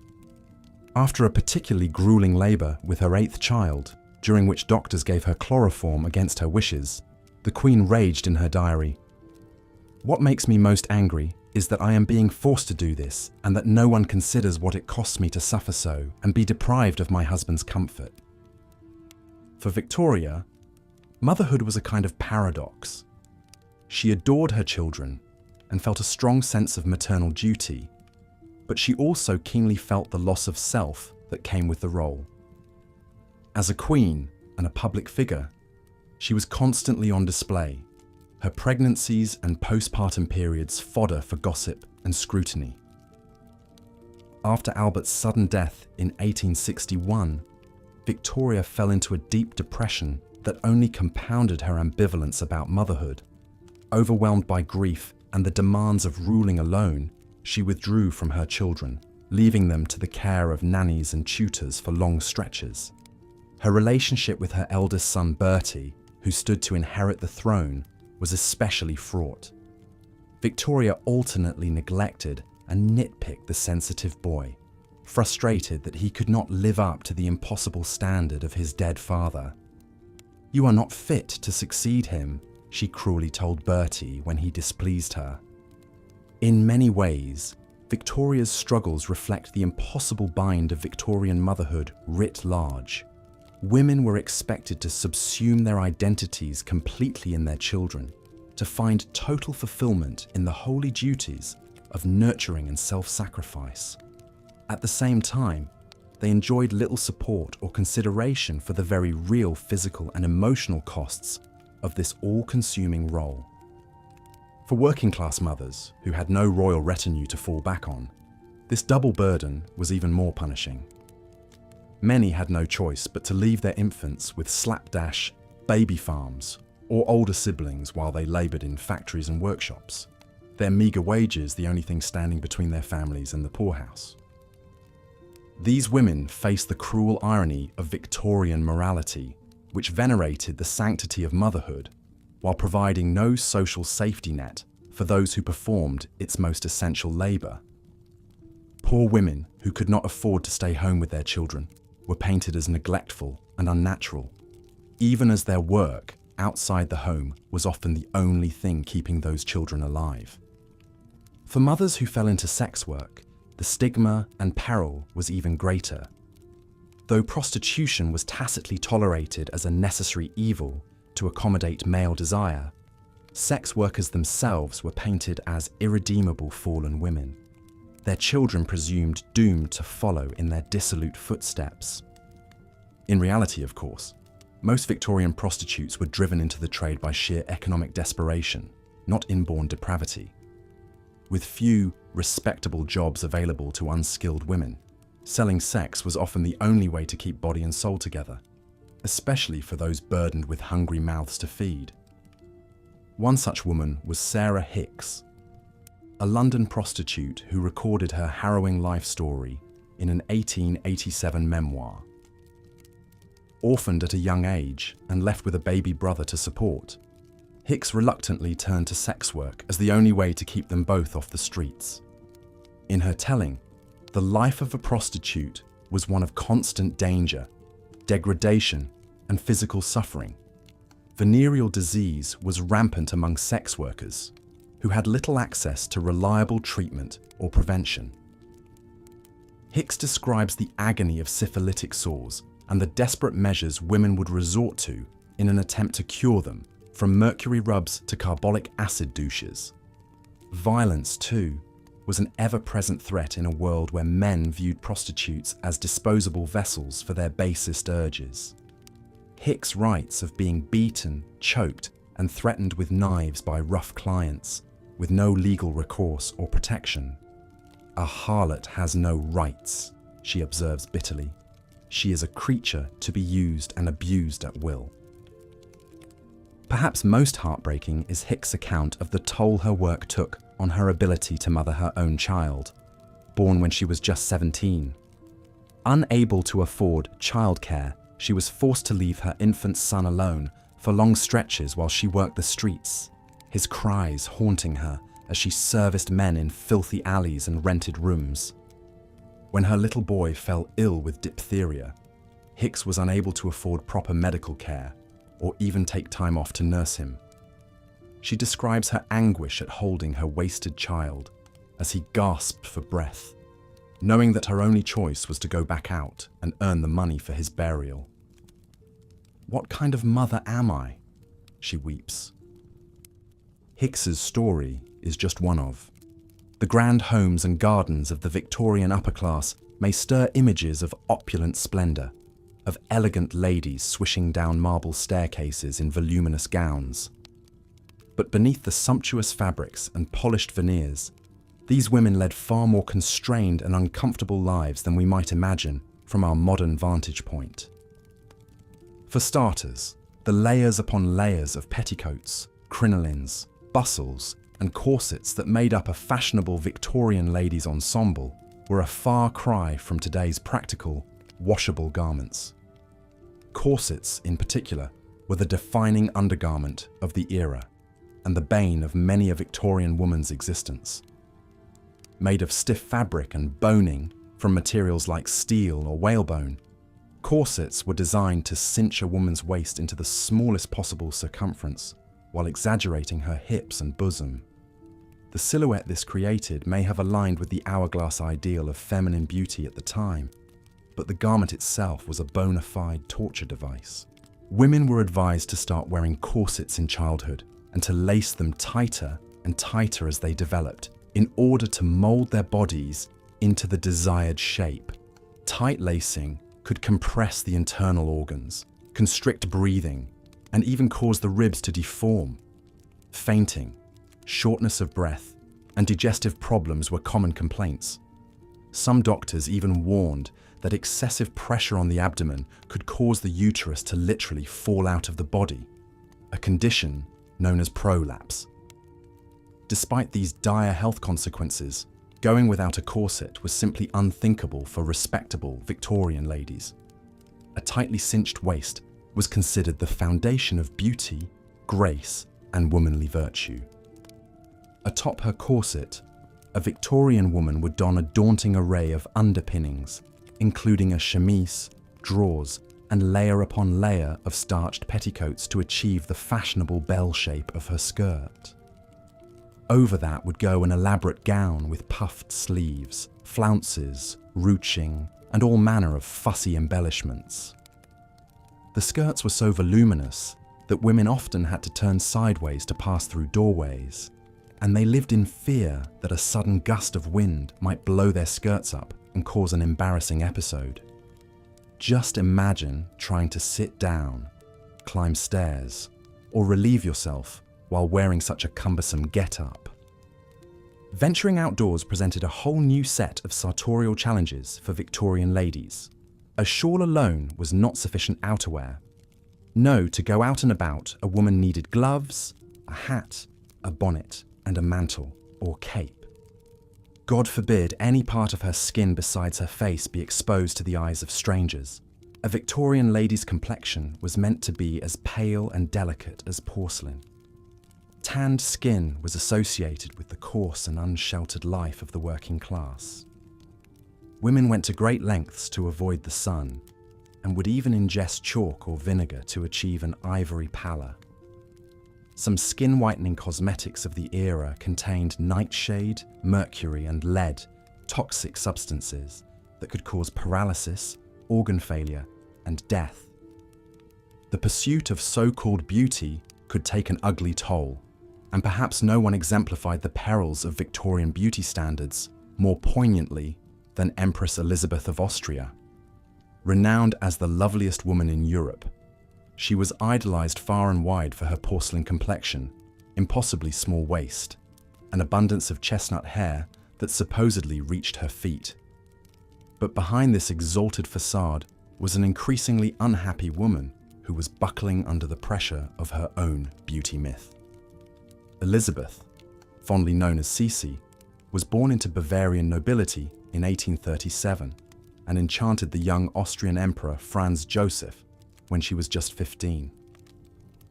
After a whirlwind courtship, the two married when Sisi was only 16 years old, too young and naive to anticipate the glaring spotlight that would now be trained on her every move as empress.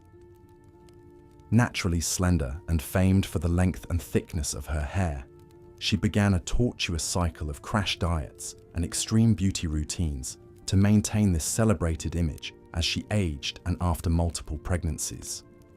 Sisi would spend hours every day having her ankle-length hair painstakingly dressed and braided by her team of stylists. When she travelled, she brought her own extra-long copper bathtub and would have her hair washed with a cocktail of cognac and egg yolks to make it shine. She stuck to a starvation diet, subsisting on little more than broth, meat juice, and the occasional glass of milk. She was also an obsessive exerciser, taking up fencing and leading her ladies-in-waiting on punishing hikes and hours-long horseback rides. All of these relentless beauty regimens began to take a physical and mental toll on Sisi. Her 16-inch corseted waist was so tiny that she frequently fainted from inability to draw a deep breath. She grew increasingly anxious and depressed, and would go to great lengths to avoid being seen in public, even missing important state occasions. She took to wearing leather masks during the day to guard her complexion, and would only allow herself to be painted and photographed from her good side. In a cruel twist of fate, Sisi's famous beauty would become her downfall. In 1898, the reclusive empress travelled to Geneva under an assumed name to avoid recognition. But an Italian anarchist who had been studying photographs of European royalty spotted her on the promenade and stabbed her with a sharpened nail file, piercing her heart. Unaware the seemingly minor injury was so grave, Sisi boarded a steamship where she soon lost consciousness and died a short while later. It was a tragic end for a woman who was admired for her physical perfection, but who suffered immensely under the weight of her own flawless image. Yet even for women who were not international celebrities, the Victorian obsession with a particular standard of feminine beauty took a steep toll. Attaining the coveted pale and dainty look meant a cloistered, indoor life with little physical exercise or activity, the very opposite of what we now know is required for physical and mental health. Donning layer upon layer of cumbersome clothing restricted freedom of movement and made even simple actions into a chore. And these were just the struggles faced by upper and middle-class women who could afford to devote themselves to such time-consuming and expensive beauty regimens in the first place. Working-class women were simultaneously shamed for their sun-weathered skin and indelicate figures, yet lacked the resources or the leisure to transform themselves into such ornamental ideals of femininity. Just as Victorian society was deeply stratified by class, so too was the pursuit of beauty largely dictated by a woman's economic status. The fashions may have changed with time, but the expectation that women should suffer for beauty has endured in its own way. How many of us have tottered in too high heels, squeezed into Spanx, or endured the sting of hot wax in service of some cultural ideal of feminine allure?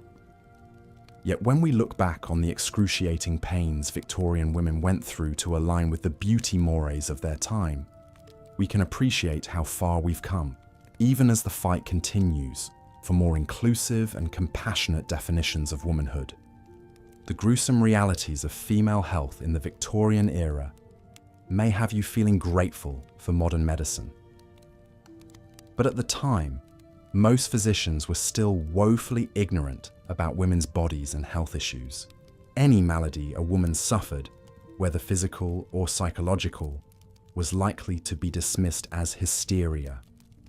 This catch-all diagnosis stemmed from the ancient Greek notion that a wandering uterus caused all manner of female illnesses. Even respected medical texts of the day espoused such unscientific ideas. It's no wonder that many Victorian women were reluctant to consult male doctors about intimate matters. Modesty was paramount, and disrobing for an exam would have felt scandalous. Most physicians had a poor understanding of the female anatomy anyway, having only studied it in theory. The tortuous-looking metal speculums of the day probably didn't help matters either. Women's normal biological functions were pathologized and little understood. Menstruation was seen as a debilitating condition that made women unfit for higher education or demanding careers. Menopausal women were pitied as dried-up crones or feared as unhinged madwomen. Pregnancy and childbirth themselves were treated like a 9-month malady. In the face of constant pregnancies, Victorian women went to desperate lengths to limit their family size. Unreliable folk methods of birth control, like withdrawal or the rhythm method, were common. Condoms existed, but were more often used in brothels than respectable bedrooms. Some women resorted to toxic douching solutions made with ingredients like lead, carbolic acid, or mercury. For a woman who found herself with an unwanted pregnancy, options were bleak. Abortion was illegal and could be punishable by life in prison. Some abortionists used grisly methods involving sharp instruments or toxic substances. Botched abortions could easily lead to hemorrhage, infection, or death. Still, many women felt they had no choice but to risk it. Even for a wanted pregnancy, the idea of confinement for childbirth was a source of dread. Women gave birth at home, sequestered in their chambers for weeks. Pain relief was limited, and labour practices were often more influenced by Victorian notions of propriety than by medical evidence. Modesty dictated that women labour in restrictive gowns and lie flat on their backs, making the process all the more difficult. puerperal or childbed fever was the scourge of new mothers. We now know it's caused by streptococcal bacteria, but Victorian doctors often failed to wash their hands or properly clean instruments between patients. Overused forceps and tears from unassisted deliveries provided ample opportunity for infection to set in. Even in the best hospitals, maternal mortality rates were a horrifying 10 to 30%. One of the most egregious chapters in Victorian women's health came from a doctor who rose to great fame and fortune by preying on vulnerable women. James Marion Sims, the so-called father of gynecology, developed his groundbreaking surgical techniques by experimenting on enslaved black women.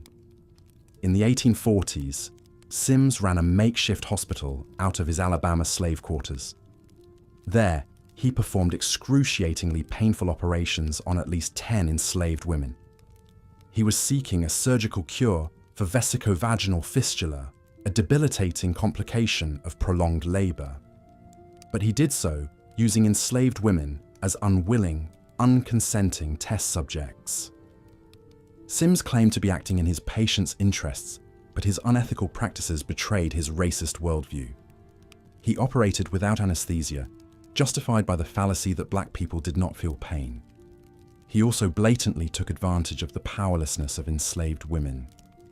Even if they wanted to, they had no right to refuse his demands. Consent is not possible when someone is considered property. After years of barbaric trial and error, Sims did eventually pioneer a successful fistula repair. But it came at an awful human cost paid by the enslaved women he experimented on. Despite serious ethical questions, Sims returned to New York and built a flourishing women's hospital and medical practice. He eventually became president of the American Medical Association. The exploitation of disempowered women sadly crops up over and over again in the history of women's health. Victorian physicians were able to take shocking liberties with female patients who had little choice or recourse. Enslaved women, poor women, and any deemed mentally unfit were especially vulnerable to medical abuses. These stomach-churning tales cast a harsh light on Victorian medicine's ignorance and misogyny. Modern women's health is by no means perfect, but we can be grateful for major strides in knowledge, consent, and compassionate care. Grisly horrors inflicted on long-suffering Victorian women paved the way for crucial reforms and improved practices. Even as medical science and society progressed, an undercurrent of exploitation still pervaded. From unwanted sexual advances disguised as pelvic massage treatments to coerced sterilizations of marginalized women, echoes of Victorian medical misogyny persisted. Horrifying abuses like Sims' experiments occurred well into the 20th century too, with impoverished Black and Latina women as prime targets. We can't be complacent about how vulnerable women have been violated in the name of scientific progress. Even the world-changing advent of contraceptive pills came out of troublingly unethical trials on women in Puerto Rico in the 1950s. The spectre of the unscrupulous Victorian male doctor taking advantage of disempowered female patients has been hard to completely banish. But as difficult as these histories are to reckon with, they need to be confronted to address ongoing inequalities and abuses. Victorian women's lack of rights left them woefully unprotected from a host of indignities and dangers. With limited control over their bodies, finances, or futures, many women had to simply endure mistreatment in silence. But some brave individuals fought back against oppressive systems, planting the seeds of reform. One such woman was Josephine Butler, a passionate advocate for Victorian sex workers. Having witnessed firsthand the desperation of women driven to prostitution by poverty, she was moved to take action. Butler campaigned tirelessly to repeal the Contagious Diseases Acts of the 1860s. These discriminatory laws forced suspected prostitutes to undergo invasive internal exams and imprisoned them in lock hospitals if found to have venereal disease. To Victorian sensibilities, Butler was a scandalous firebrand for openly discussing sex work and sexually transmitted infections. She toured the country giving provocative public talks and publishing pamphlets with titles like "The Constitution Violated." Butler argued that the Contagious Diseases Acts deprived poor women of basic rights and treated them like criminals, while male clients went unpunished. Butler faced immense public hostility for her activism on behalf of fallen women, seen as the lowest of the low in Victorian society. She received death threats, and her meetings were often violently broken up by angry mobs. But Butler also shrewdly built alliances with other social movements, arguing that the Contagious Diseases Acts violated all women's hard-won rights of habeas corpus. If poor women suspected of prostitution could be plucked off the street and subjected to degrading exams against their will, were any women truly free and equal? Butler and her allies' message was controversial, but undeniably powerful. In 1886, they succeeded in getting the Contagious Diseases Acts repealed, a major victory for disempowered women. Though she didn't put it in these terms at the time, Butler struck an early blow for female bodily autonomy. Her conviction that even the most marginalized women deserved basic human rights was revolutionary for the time. The idea that women should have a voice in the laws and policies that govern their lives lies at the heart of the women's suffrage movement that was brewing at the time. Early Victorian feminists had advocated for women's rights in various forms throughout the mid-19th centuries, from Caroline Norton's fight to reform marital property laws, to Barbara Bowditchen's campaigns for women's access to education and professions. But the fight for the vote became a defining struggle that brought women's rights into the mainstream. As with any movement, there were tensions and differing visions for how women's suffrage would take shape. Millicent Fawcett favoured a moderate, step-by-step path to enfranchisement, focusing on proving women's respectability and fitness for civic participation. She helped secure important milestones like the right for women to vote in local elections and to attend university. On the other end of the spectrum, Emmeline Pankhurst took a more militant tack with her Women's Social and Political Union. Deeds, not words, was their rallying cry, as suffragettes chained themselves to government buildings, smashed windows, and went on hunger strikes in prison.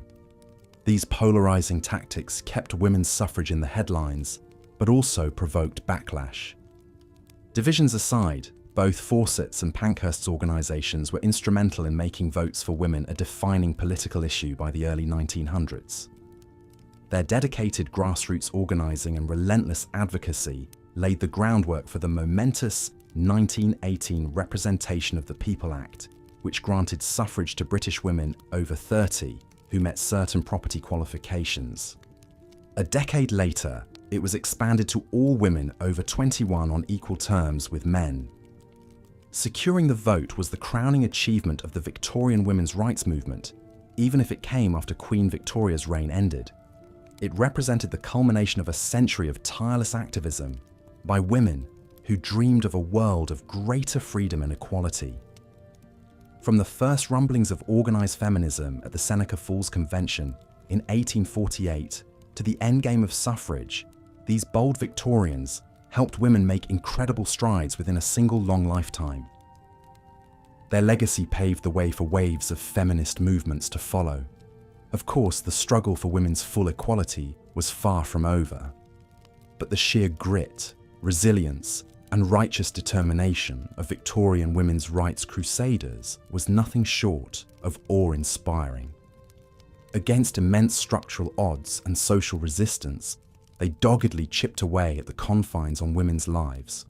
Looking back from our vantage point today, it's mind-boggling to fathom just how many fundamental rights Victorian women lacked. Rights we often take for granted. From a 21st century perspective, the limited sphere Victorian women were forced to inhabit is almost claustrophobic. Unable to pursue an education, own property, have custody of their children, or even walk down the street without a chaperone, women were forever kept in a state of dependence. Social expectations and ideals of femininity also placed women in a kind of psychological prison. The pressure to live up to unrealistic standards of purity, submissiveness, selflessness, and domestic perfection was immense. Having interests or ambitions outside the home was harshly discouraged. Even just feeling sexual desire or discontent with one's lot was stigmatized as unladylike and unwomanly. Is it any wonder some women felt stifled to the point of madness? Of course, life for Victorian men wasn't a walk in the park either. Rigid norms of masculinity hemmed them into narrow roles too.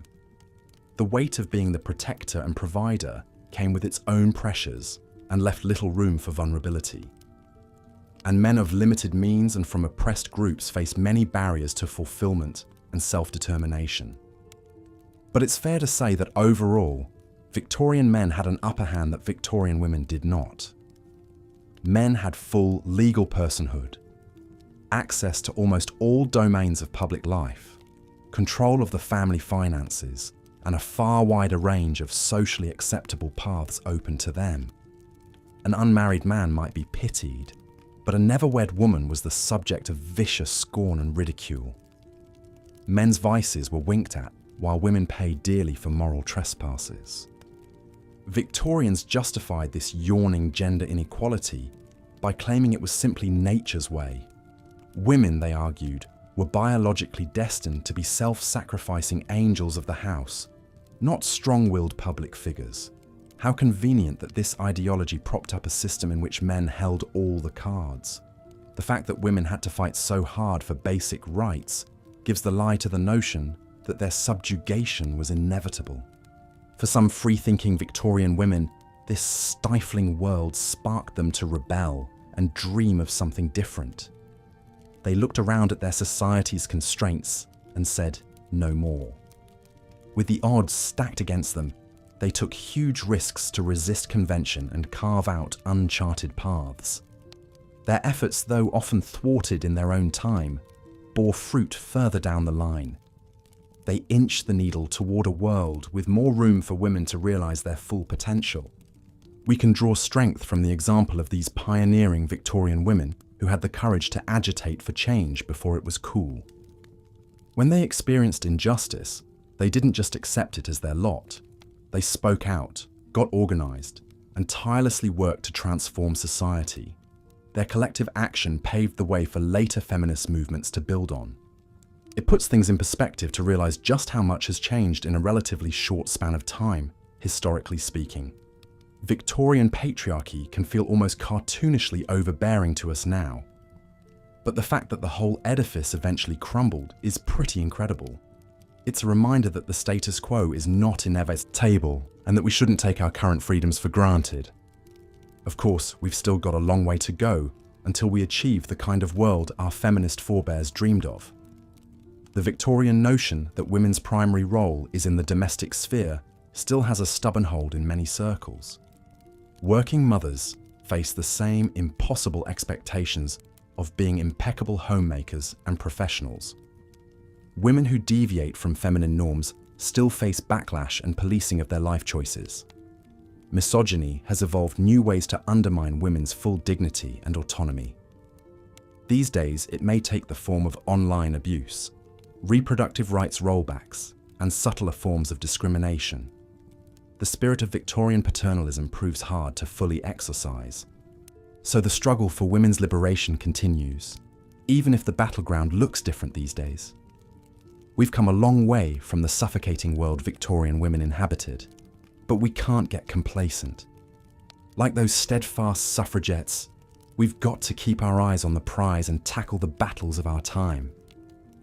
Change is possible, and we owe it to ourselves and future generations to keep reaching for that freer, more equal world. As we come to the end of our immersive tour through the lives of Victorian women, I hope you're drifting off to sleep with a renewed sense of gratitude and perspective. The constraints Victorian women faced can seem almost incomprehensible to us now. The fact that so many women endured such restricted realities is a testament to their resilience.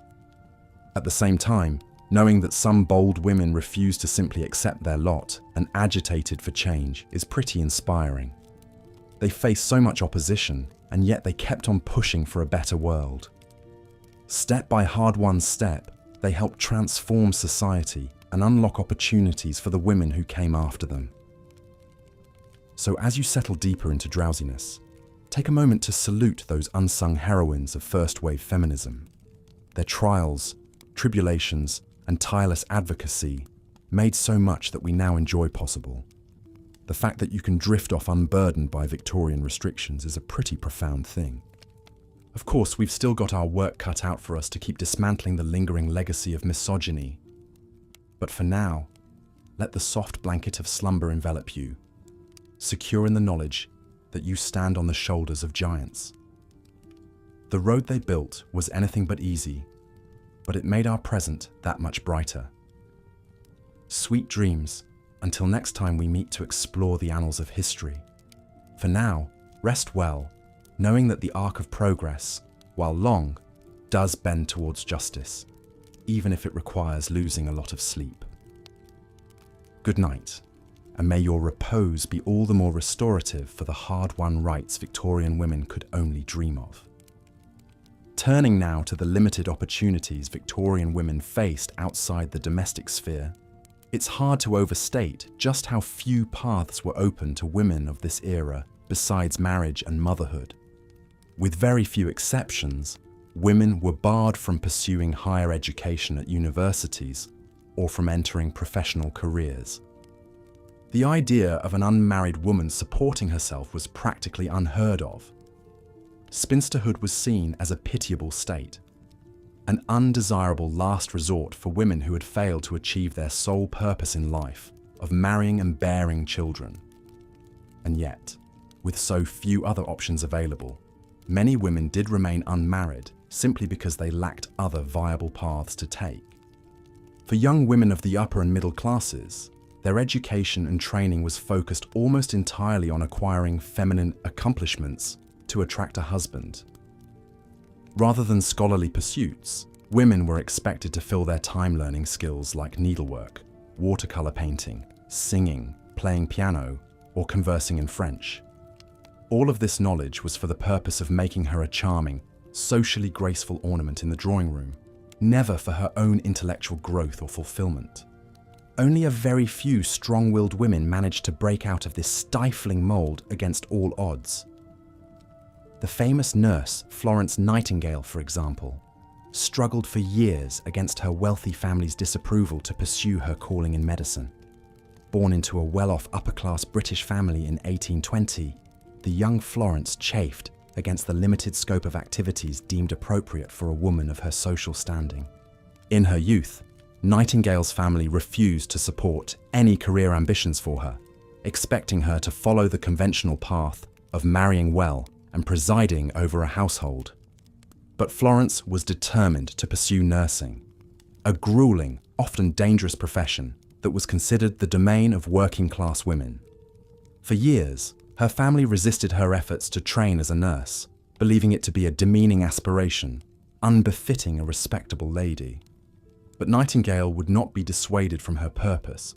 She saw nursing as a divine calling and chafed against the stifling social expectations placed on her. In 1844, a desperate Florence wrote in a private note, "I craved for some regular occupation, for something worth doing instead of frittering time away on useless trifles." It wasn't until Nightingale was 31 years old that her family very reluctantly allowed her to travel to Germany to finally receive formal nursing training. Even then, they considered this a great shame to the family. But Florence threw herself into the intensive nurses' training, working punishing 12-hour days filled with hard menial labor. Her diligence and aptitude quickly set her apart. When the Crimean War broke out and the British were faced with shocking casualties, Nightingale assembled and led a team of 38 volunteer nurses to the front. Despite resistance from the military establishment, Nightingale's team set up barracks hospitals and vastly improved sanitary conditions and care for wounded soldiers. Nightingale's wartime work brought her fame and cemented her status as a pioneering figure in the field of nursing. Her dogged statistical record-keeping and passion for sanitary reforms saved countless lives. By the time she died in 1910 at the age of 90, her impact had transformed nursing into a respected profession. The Nightingale School of Nursing she established in London in 1860 was a groundbreaking professional training program for nurses. Though few women of her era achieved the same level of professional independence, Florence Nightingale's trailblazing career served as an inspiration for generations of women yearning to have a meaningful purpose outside the home. Her story is a powerful testament to what women could achieve when they doggedly resisted the suffocating constraints placed on them. But for the vast majority of Victorian women, such a self-directed path in life was simply an impossible dream. Most had little choice but to pin all their hopes on a good marriage, seeing it as their only chance at a secure and respectable life. From a young age, enormous pressure was placed on women to marry well for the sake of elevating or maintaining their family status. Courtship and husband hunting in the Victorian era was a deadly serious business, far removed from our modern ideals of marrying for love. For women, the success or failure of their efforts on the marriage market would determine the entire course of the rest of their lives. An advantageous match could bring wealth, status, and comfort. Failure to secure a husband, on the other hand, would doom a woman to the social disgrace and penury of spinsterhood. The process of landing a husband was a complex and often humiliating one for Victorian women. Invitation-only balls were the primary venue for meeting and vetting potential spouses, with various arcane rituals and codes governing every interaction. An interested suitor had to call upon the lady he was pursuing during designated visiting hours, making tedious chit-chat in the parlour under the watchful eyes of a chaperone. Only after this awkward courtship ritual progressed to a certain point could a couple consider themselves engaged to be engaged. Even then, broken engagements were considered highly scandalous and could stain a woman's reputation for the rest of her life. In all of these carefully choreographed proceedings, sincere affection was rarely a top consideration. A man's wealth, social standing, and earning potential were the primary criteria on which women had to assess a potential spouse. The pressures and pitfalls of this cold, calculating marriage market culture were bitingly captured by female writers of the era. Anne Thackeray Ritchie, the daughter of famed Victorian novelist William Makepeace Thackeray, catalogued her disgust with the marriage market in an 1870s magazine essay called Toilers and Spinsters. An ugly duckling herself, the plain-looking Anne never married and was often rudely pitied as a spinster. She channeled her frustrations into defending spinsterhood as a valid path and decrying the way women were auctioned off to the highest bidder. Poor little brides, she wrote cynically of the young women around her. They look forward and are not afraid. It is the old story of the flies and the honey pot. Celebrated Victorian novelist Mary Ann Evans published under the male pen name George Eliot to avoid being pigeonholed as a frivolous lady writer. Her sweeping books often centered complex female characters who defied convention, like the doomed Maggie Tulliver of The Mill on the Floss and the strong-willed Dorothea Brooke in Middlemarch. In both her life and work, Evans pushed back against the constraints placed on Victorian women, shunning marriage and engaging in a scandalous live-in romantic relationship with a man who was unable to divorce his wife. Her nuanced depictions of women's struggles to assert their independence in a patriarchal society still resonate with modern readers today. The fact remains, however, that the paths taken by trailblazers like Florence Nightingale and George Eliot were vanishingly rare in Victorian times. For the vast majority of women, conforming to the social expectations of marriage was a matter of survival, not choice. Even the small taste of freedom and romance a woman might experience during courtship quickly gave way to the grim legal realities of coverture after marriage. Under the doctrine of coverture, a married woman essentially became a non-entity in the eyes of the law. Her very identity was considered covered by her husband's, meaning she could not own property, control her own earnings, or have any legal rights over her children. Anything a woman brought into the marriage became solely her husband's property. In fact, legally the husband and wife were considered a single entity, with the husband firmly at the head. The effects of coverture meant that married Victorian women were utterly at the mercy of their husbands, for better or worse. If a husband turned out to be abusive or profligate, his wife had virtually no legal recourse to protect herself or her children. She could not divorce him without proof of extraordinary mistreatment, and even if she did manage to obtain a divorce, she would be left without any property or means to support herself. Women trapped in unhappy or abusive marriages often simply had to endure their mistreatment in silence, as making a fuss would only jeopardize their social position further. The deep injustice of coverture left countless women vulnerable to exploitation with no way out. One particularly egregious case was that of Caroline Norton, a 19th century author and socialite who found herself trapped in a hellish marriage to a violent, drunken husband. After years of abuse, Caroline left her husband in 1836, taking their young children with her. In retaliation, her husband sued her close friend, Lord Melbourne, the Whig Prime Minister, for criminal conversation, essentially accusing them of having an affair.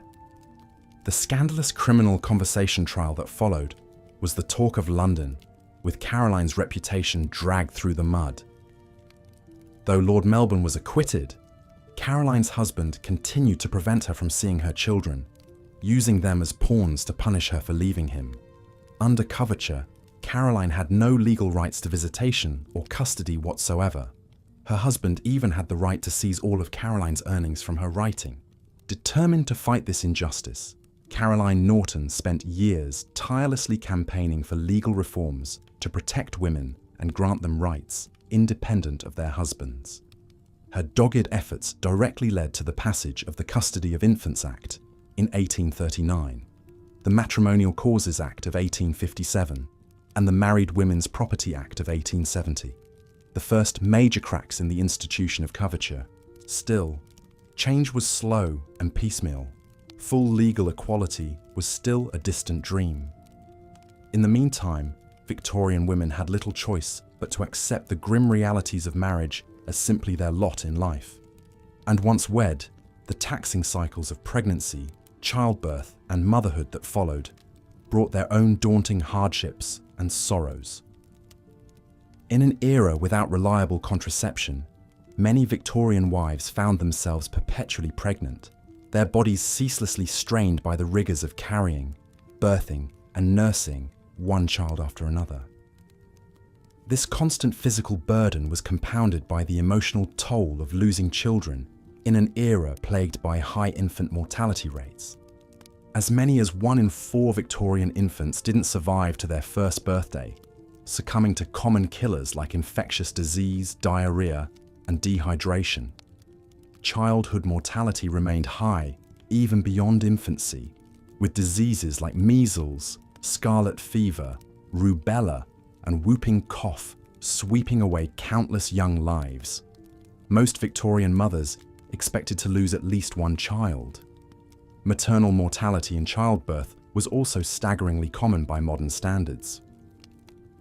Puerperal fever, or childbed fever, was the leading cause of maternal death, a devastating infectious disease spread by doctors going from one labouring mother to the next without disinfecting their hands.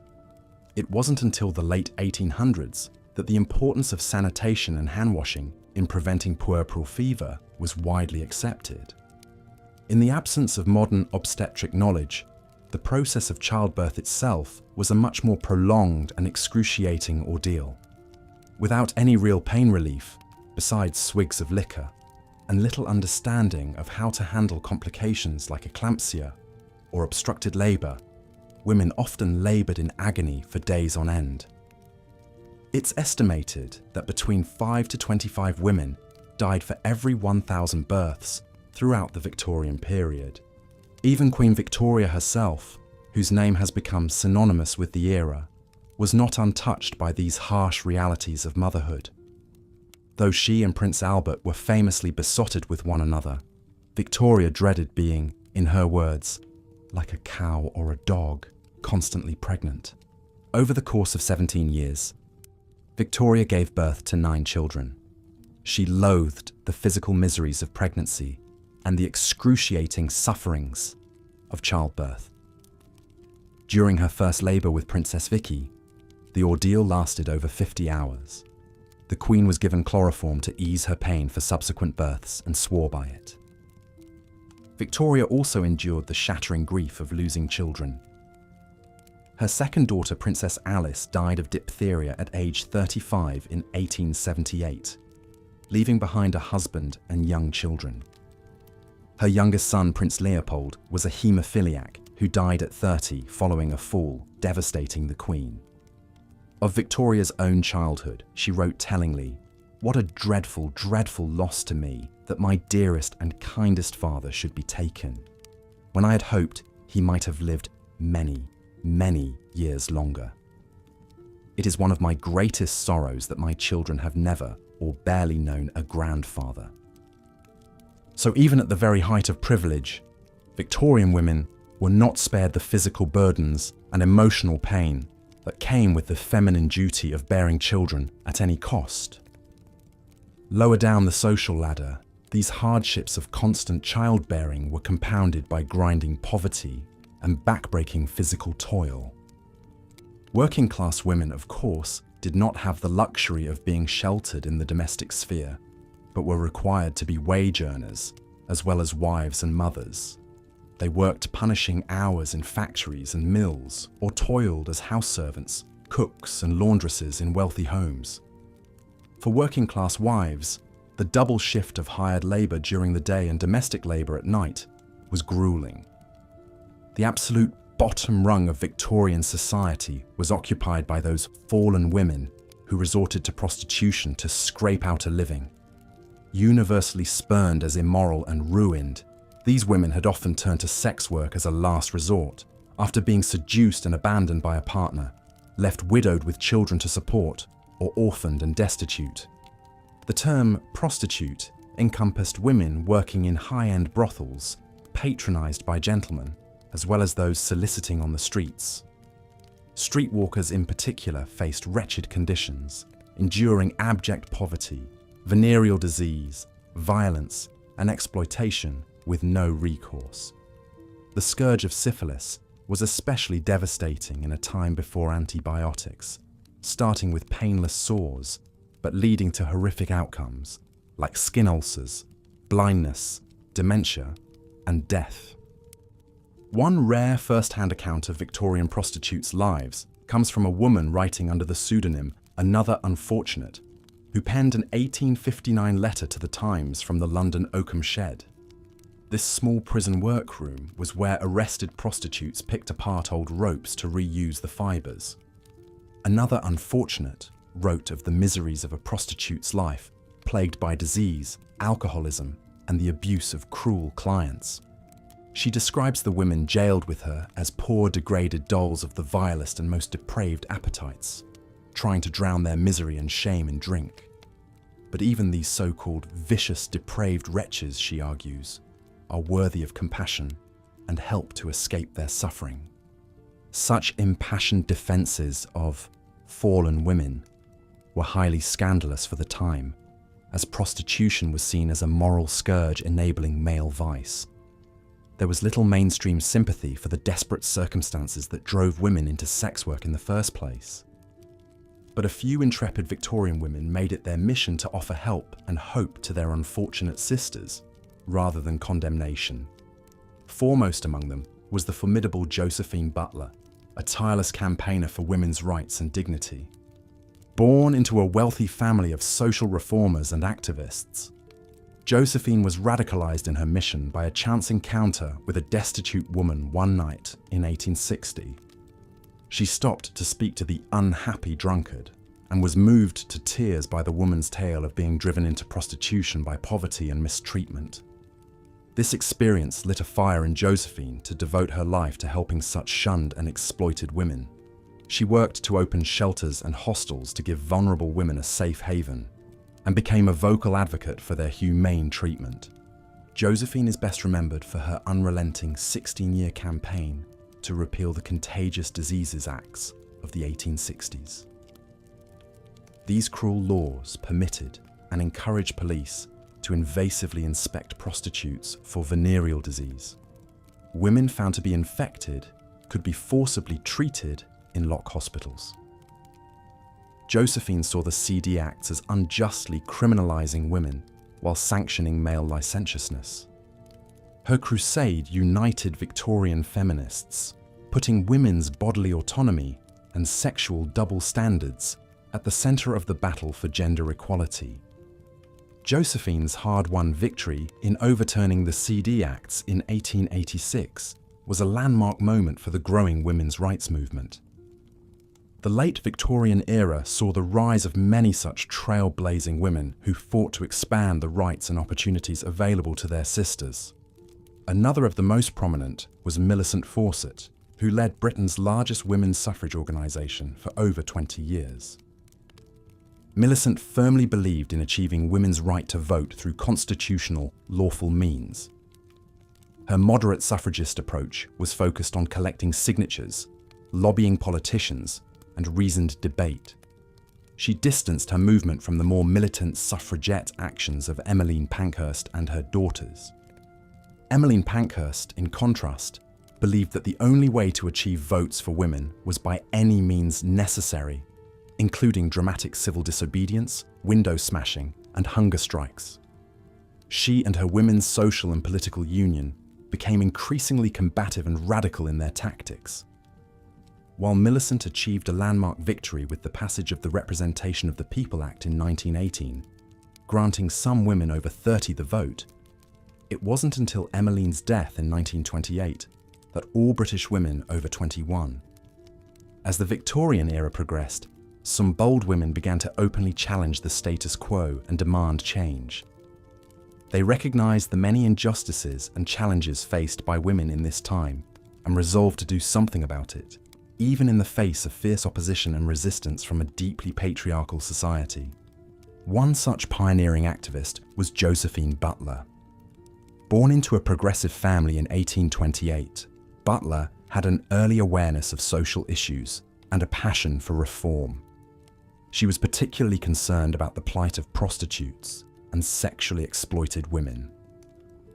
In Victorian England, rather than address the root causes that drove many unfortunate women to prostitution in the first place, society viewed these fallen women with contempt and blame.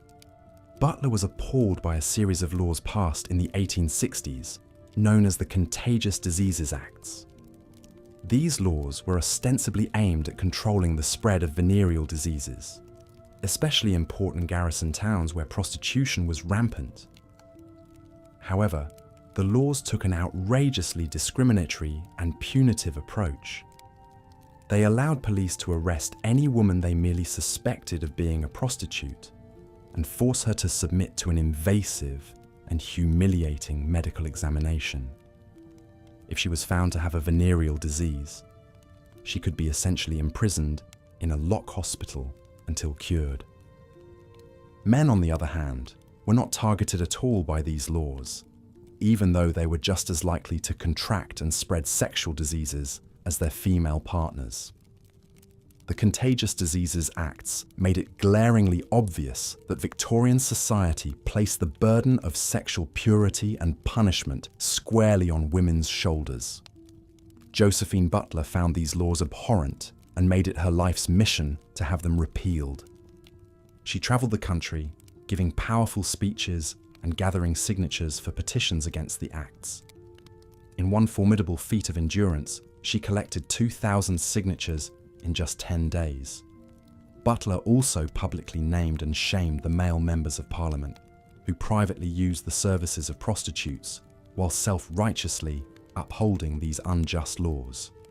she published harrowing first-hand accounts from women who had endured the degradation and trauma of these invasive exams. Ultimately, after years of tireless campaigning by Butler and her supporters, Parliament bowed to pressure and the Contagious Diseases Acts were repealed in 1886. While this was an important victory, Josephine Butler knew there was still so much work to be done to improve the lives of all women. She became a strong advocate for women's suffrage, arguing that women needed the power of the vote to protect their interests and influence the laws that govern their lives. Indeed, the fight for women's right to vote was picking up steam by the end of the Victorian era. Two other prominent reformers, Millicent Fawcett and Emmeline Pankhurst, were leading the charge, although they favoured different tactics. Millicent Fawcett believed in peaceful, law-abiding protests to slowly persuade politicians and society that women deserved the vote. Her organisation, the National Union of Women's Suffrage Societies, focused on lobbying Parliament and changing minds through reason and discussion. Emmeline Pankhurst, on the other hand, took a more militant approach with her group, the Women's Social and Political Union. Pankhurst and her followers believed that women had been patient and polite long enough. They were willing to resort to more controversial and confrontational tactics to make themselves heard, like chaining themselves to railings, smashing windows, and going on hunger strikes when they were arrested. The suffragettes, as they came to be known, endured ridicule, violence, and even imprisonment for their daring civil disobedience. When they went on hunger strikes in prison, they were often subjected to brutal force feedings that left many with permanent injuries. But Pankhurst and her dedicated activists would not be deterred. They were determined to show that they would rather die than continue to live without a voice and equal rights. Slowly but surely, public opinion began to turn in favour of women's suffrage. More and more men and women recognised the blatant unfairness and logical inconsistency of denying half the population a say in the laws that governed them. However, it would still be a long, arduous road, and Victorian suffragists like Fawcett and Pankhurst would not live to see their ultimate goal realised.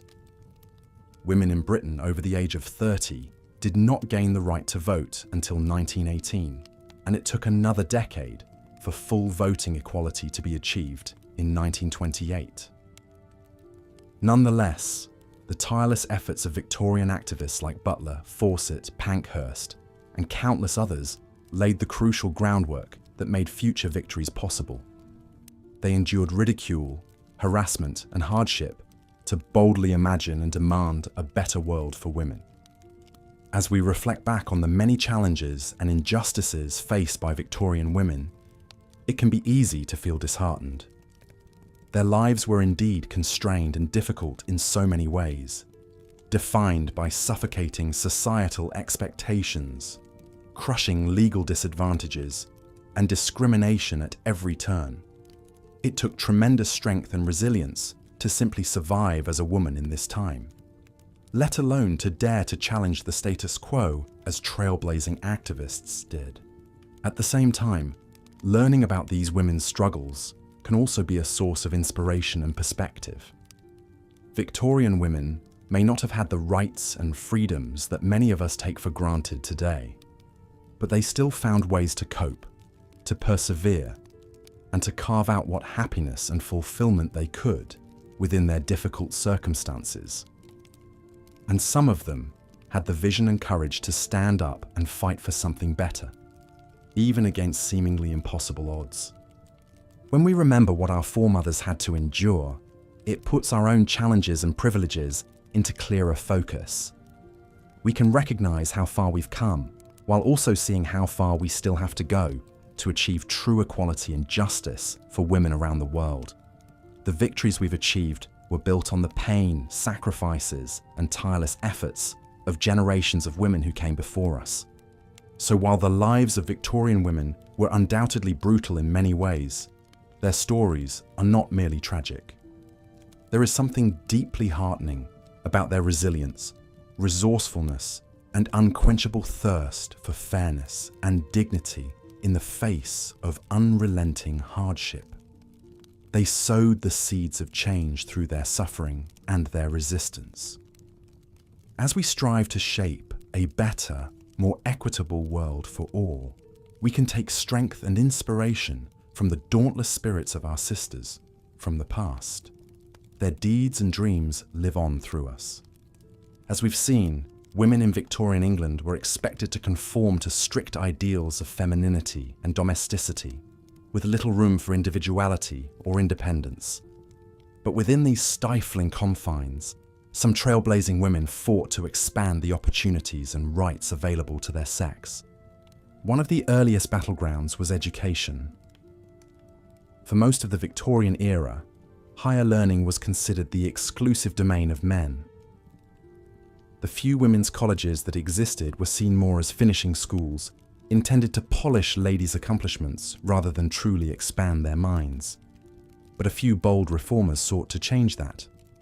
One such pioneer was Emily Davies, a passionate advocate for women's equal education. In 1869, she helped found Girton College, the first residential college for women in England. Despite opposition from many who believed education would make women unfit for marriage and motherhood, Davies insisted that women deserved the same intellectual cultivation as men. Her efforts paved the way for other women's colleges, and slowly but surely, the idea that women could be serious scholars gained acceptance. By the end of the century, women were permitted to take Oxford and Cambridge exams, although they weren't yet granted degrees. It would take until 1920 and 1947, respectively, for those two elite universities to fully open their doors to women. Progress was slow and hard-won, but each small victory chipped away at the entrenched belief that women's minds were inferior to men's. Pioneers like Emily Davies endured ridicule and resistance to blaze a trail for the generations of female students and scholars that would follow. Another woman who made groundbreaking strides for Victorian women was Barbara Bodichon. Born into a wealthy and liberal-minded family, Bodichon used her privilege to advocate tirelessly for women's rights. One of her earliest causes was the reform of England's convoluted and discriminatory marriage laws. Under the doctrine of coverture, a woman's legal identity was subsumed into her husband's upon marriage. She had no right to own property, enter into contracts, or even retain custody of her own children. If a marriage turned abusive, women had little recourse. Incensed by these injustices, Bodichon published an influential pamphlet called A Brief Summary of the Laws of England Concerning Women. In it, she methodically laid out the ways in which the legal system failed women and made a compelling case for reform. Along with her contemporaries, Mary Howitt and Bessie Rayner Parkes, Bodichon also helped establish the English Woman's Journal, a groundbreaking publication that discussed women's issues and argued for their equal treatment under the law. The magazine was instrumental in raising awareness of the burgeoning women's rights movement. Bodichon's tireless campaigning helped lead to the passage of the Married Women's Property Acts of 1870 and 1882. While they didn't achieve full legal equality, these laws finally allowed married women to own their own property and keep their own earnings. It was a significant step forward in an era when women were still largely considered the property of their husbands. But the fight for women's rights still had a long way to go. Even as some reformers made strides in education and the law, the deep-seated belief that women were fundamentally inferior to men continued to limit their opportunities in profound ways. Victorian women were shut out of most professions, with a few exceptions like teaching and nursing. Even then, they were expected to give up their careers upon marriage. The idea of a married woman working outside the home was still hugely scandalous, but some intrepid women forged ahead anyway, determined to prove that they were just as capable as men. One of the most famous examples was Elizabeth Garrett Anderson, who became the first woman to qualify as a doctor in Britain. Born in 1836, Anderson was inspired to pursue medicine after meeting Elizabeth Blackwell, the first woman to earn a medical degree in America. But when Anderson tried to enroll in medical school herself, she found that no universities were willing to admit a woman. Undeterred, Anderson studied privately with physicians and snuck into medical lectures intended only for men. She faced enormous resistance and ridicule from the male medical establishment, but eventually she was able to earn her license through a loophole with the Society of Apothecaries. Anderson went on to have a long and trailblazing career, opening her own practice and later a hospital for women staffed entirely by female physicians. At a time when women were still largely barred from the medical field, Anderson proved that they could be every bit as skilled and competent as male doctors. Still, Anderson's hard-won success was the exception rather than the rule. For most Victorian women, the idea of having a fulfilling career outside of the home remained an impossible dream. The same was true of the right to vote. As the 19th century drew to a close, women in England still lacked any voice in their country's politics. The idea of women's suffrage was hugely controversial, with many arguing that women were too emotional and irrational to be entrusted with the vote. But a growing movement of bold suffragists begged to differ. They argued that women deserved equal rights and representation, and they were willing to fight tooth and nail to achieve it. One of the most famous leaders of the suffragist cause was Emmeline Pankhurst, who founded the Women's Social and Political Union in 1903. Pankhurst and her fellow suffragettes staged rallies, marches, and demonstrations to demand the vote. They endured arrests, hunger strikes, and brutal force feedings in prison, all in the name of their cause. Pankhurst's daughter Christabel was also a key figure in the movement, organising attention-grabbing stunts like chaining herself to the railings outside Parliament. These militant tactics kept the issue of women's suffrage squarely in the public eye, even as many decried the suffragettes as unladylike and even dangerous. But their relentless efforts helped keep up the pressure for change. Slowly but surely, public opinion began to shift in favour of women's voting rights. The horrific force feedings endured by imprisoned suffragettes turned sympathies their way, and the service of women in World War I further proved their contributions to society. Finally, in 1918, the Representation of the People Act granted property-owning British women over the age of 30 the right to vote. It would take another decade for full voting equality to be achieved, but it was a monumental step forward after so many years of struggle. The road to women's rights in Victorian England and beyond was long and arduous. Change came slowly, with each small step forward hard won by the blood, sweat, and tears of dedicated activists. Women like Emily Davies, Barbara Bodichon, Elizabeth Garrett Anderson, and Emmeline Pankhurst endured everything from mockery to assault to imprisonment in their quest for a fairer, more equal world. The rigid gender roles and restrictions of Victorian society may seem almost unimaginable to us now. The idea that women were unfit for education, careers, or basic legal rights is absurd to most modern minds. But it's thanks to the tireless work of the pioneering women we've discussed that those notions ultimately crumbled away. So, as you drift off to sleep, take a moment to appreciate how far women have come and the incredible courage it took to get there. The cozy comfort of your bed may seem worlds away from the grim realities of Victorian womanhood, but it's only because of the passion and perseverance of generations of remarkable women that you can take your freedoms for granted. These women's stories may make for soporific listening now, but in their day, they were nothing short of revolutionary. Their quiet strength in the face of overwhelming odds helped build the world we know today, a world where women can learn, work, vote, and live independently as never before. That progress is still ongoing, with battles left to fight and glass ceilings waiting to be shattered. But each night, as we lay down our heads, we can draw inspiration from the dauntless spirits of the women who came before us and made our current lives possible. In the face of seemingly insurmountable resistance, they never lost sight of the dream of true equality. So let their determination soothe you into slumber, secure in the knowledge that however bleak circumstances may seem, there will always be those who stand up and fight for what's right.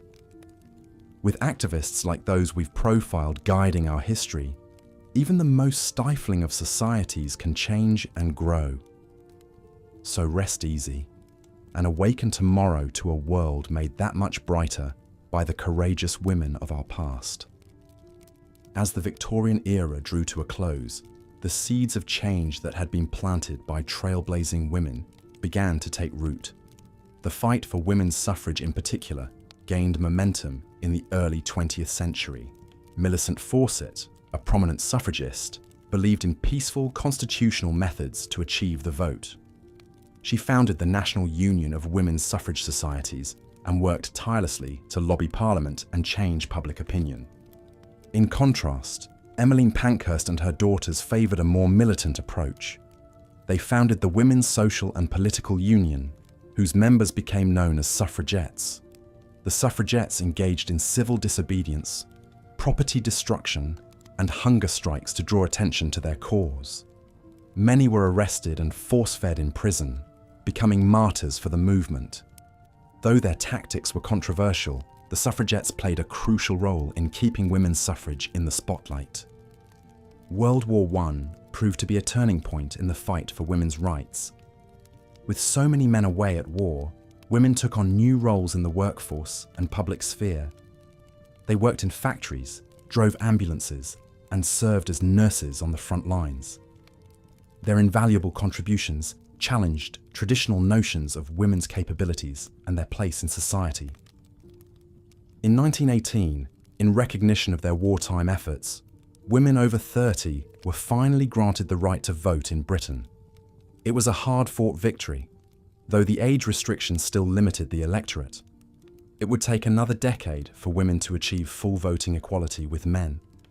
Nonetheless, the Victorian women who had fought so fiercely for their rights laid the groundwork for this momentous change. As we reflect on the lives of Victorian women, it's easy to feel grateful for the progress that has been made. We now live in a world where women have the right to vote, to own property, to pursue education and careers. The rigid gender roles and oppressive expectations of the Victorian era have largely faded away. Yet, it's important to remember that the fight for true gender equality is far from over. Even today, women continue to face discrimination, harassment, and violence simply because of their gender. The pay gap persists, and women are still underrepresented in positions of power. In many parts of the world, girls are denied access to education and subjected to horrific practices like child marriage and female genital mutilation. The Victorian women we've encountered in this series, the activists, the writers, the pioneers, remind us that change is possible, but it requires courage, persistence, and solidarity.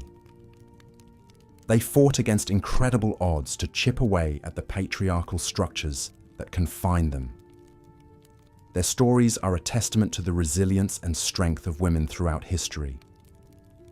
As we come to the end of our journey through the Victorian era, I invite you to reflect on the incredible progress that has been made and the work that still lies ahead. The fight for gender equality is a relay race passed down from generation to generation. It's up to all of us, women and men alike, to continue the work of building a more just and equitable world. And with that, dear listener, we come to the end of our bedtime story. I hope that learning about the lives of Victorian women has been an enlightening and thought-provoking experience, even as it lulled you into a restful slumber.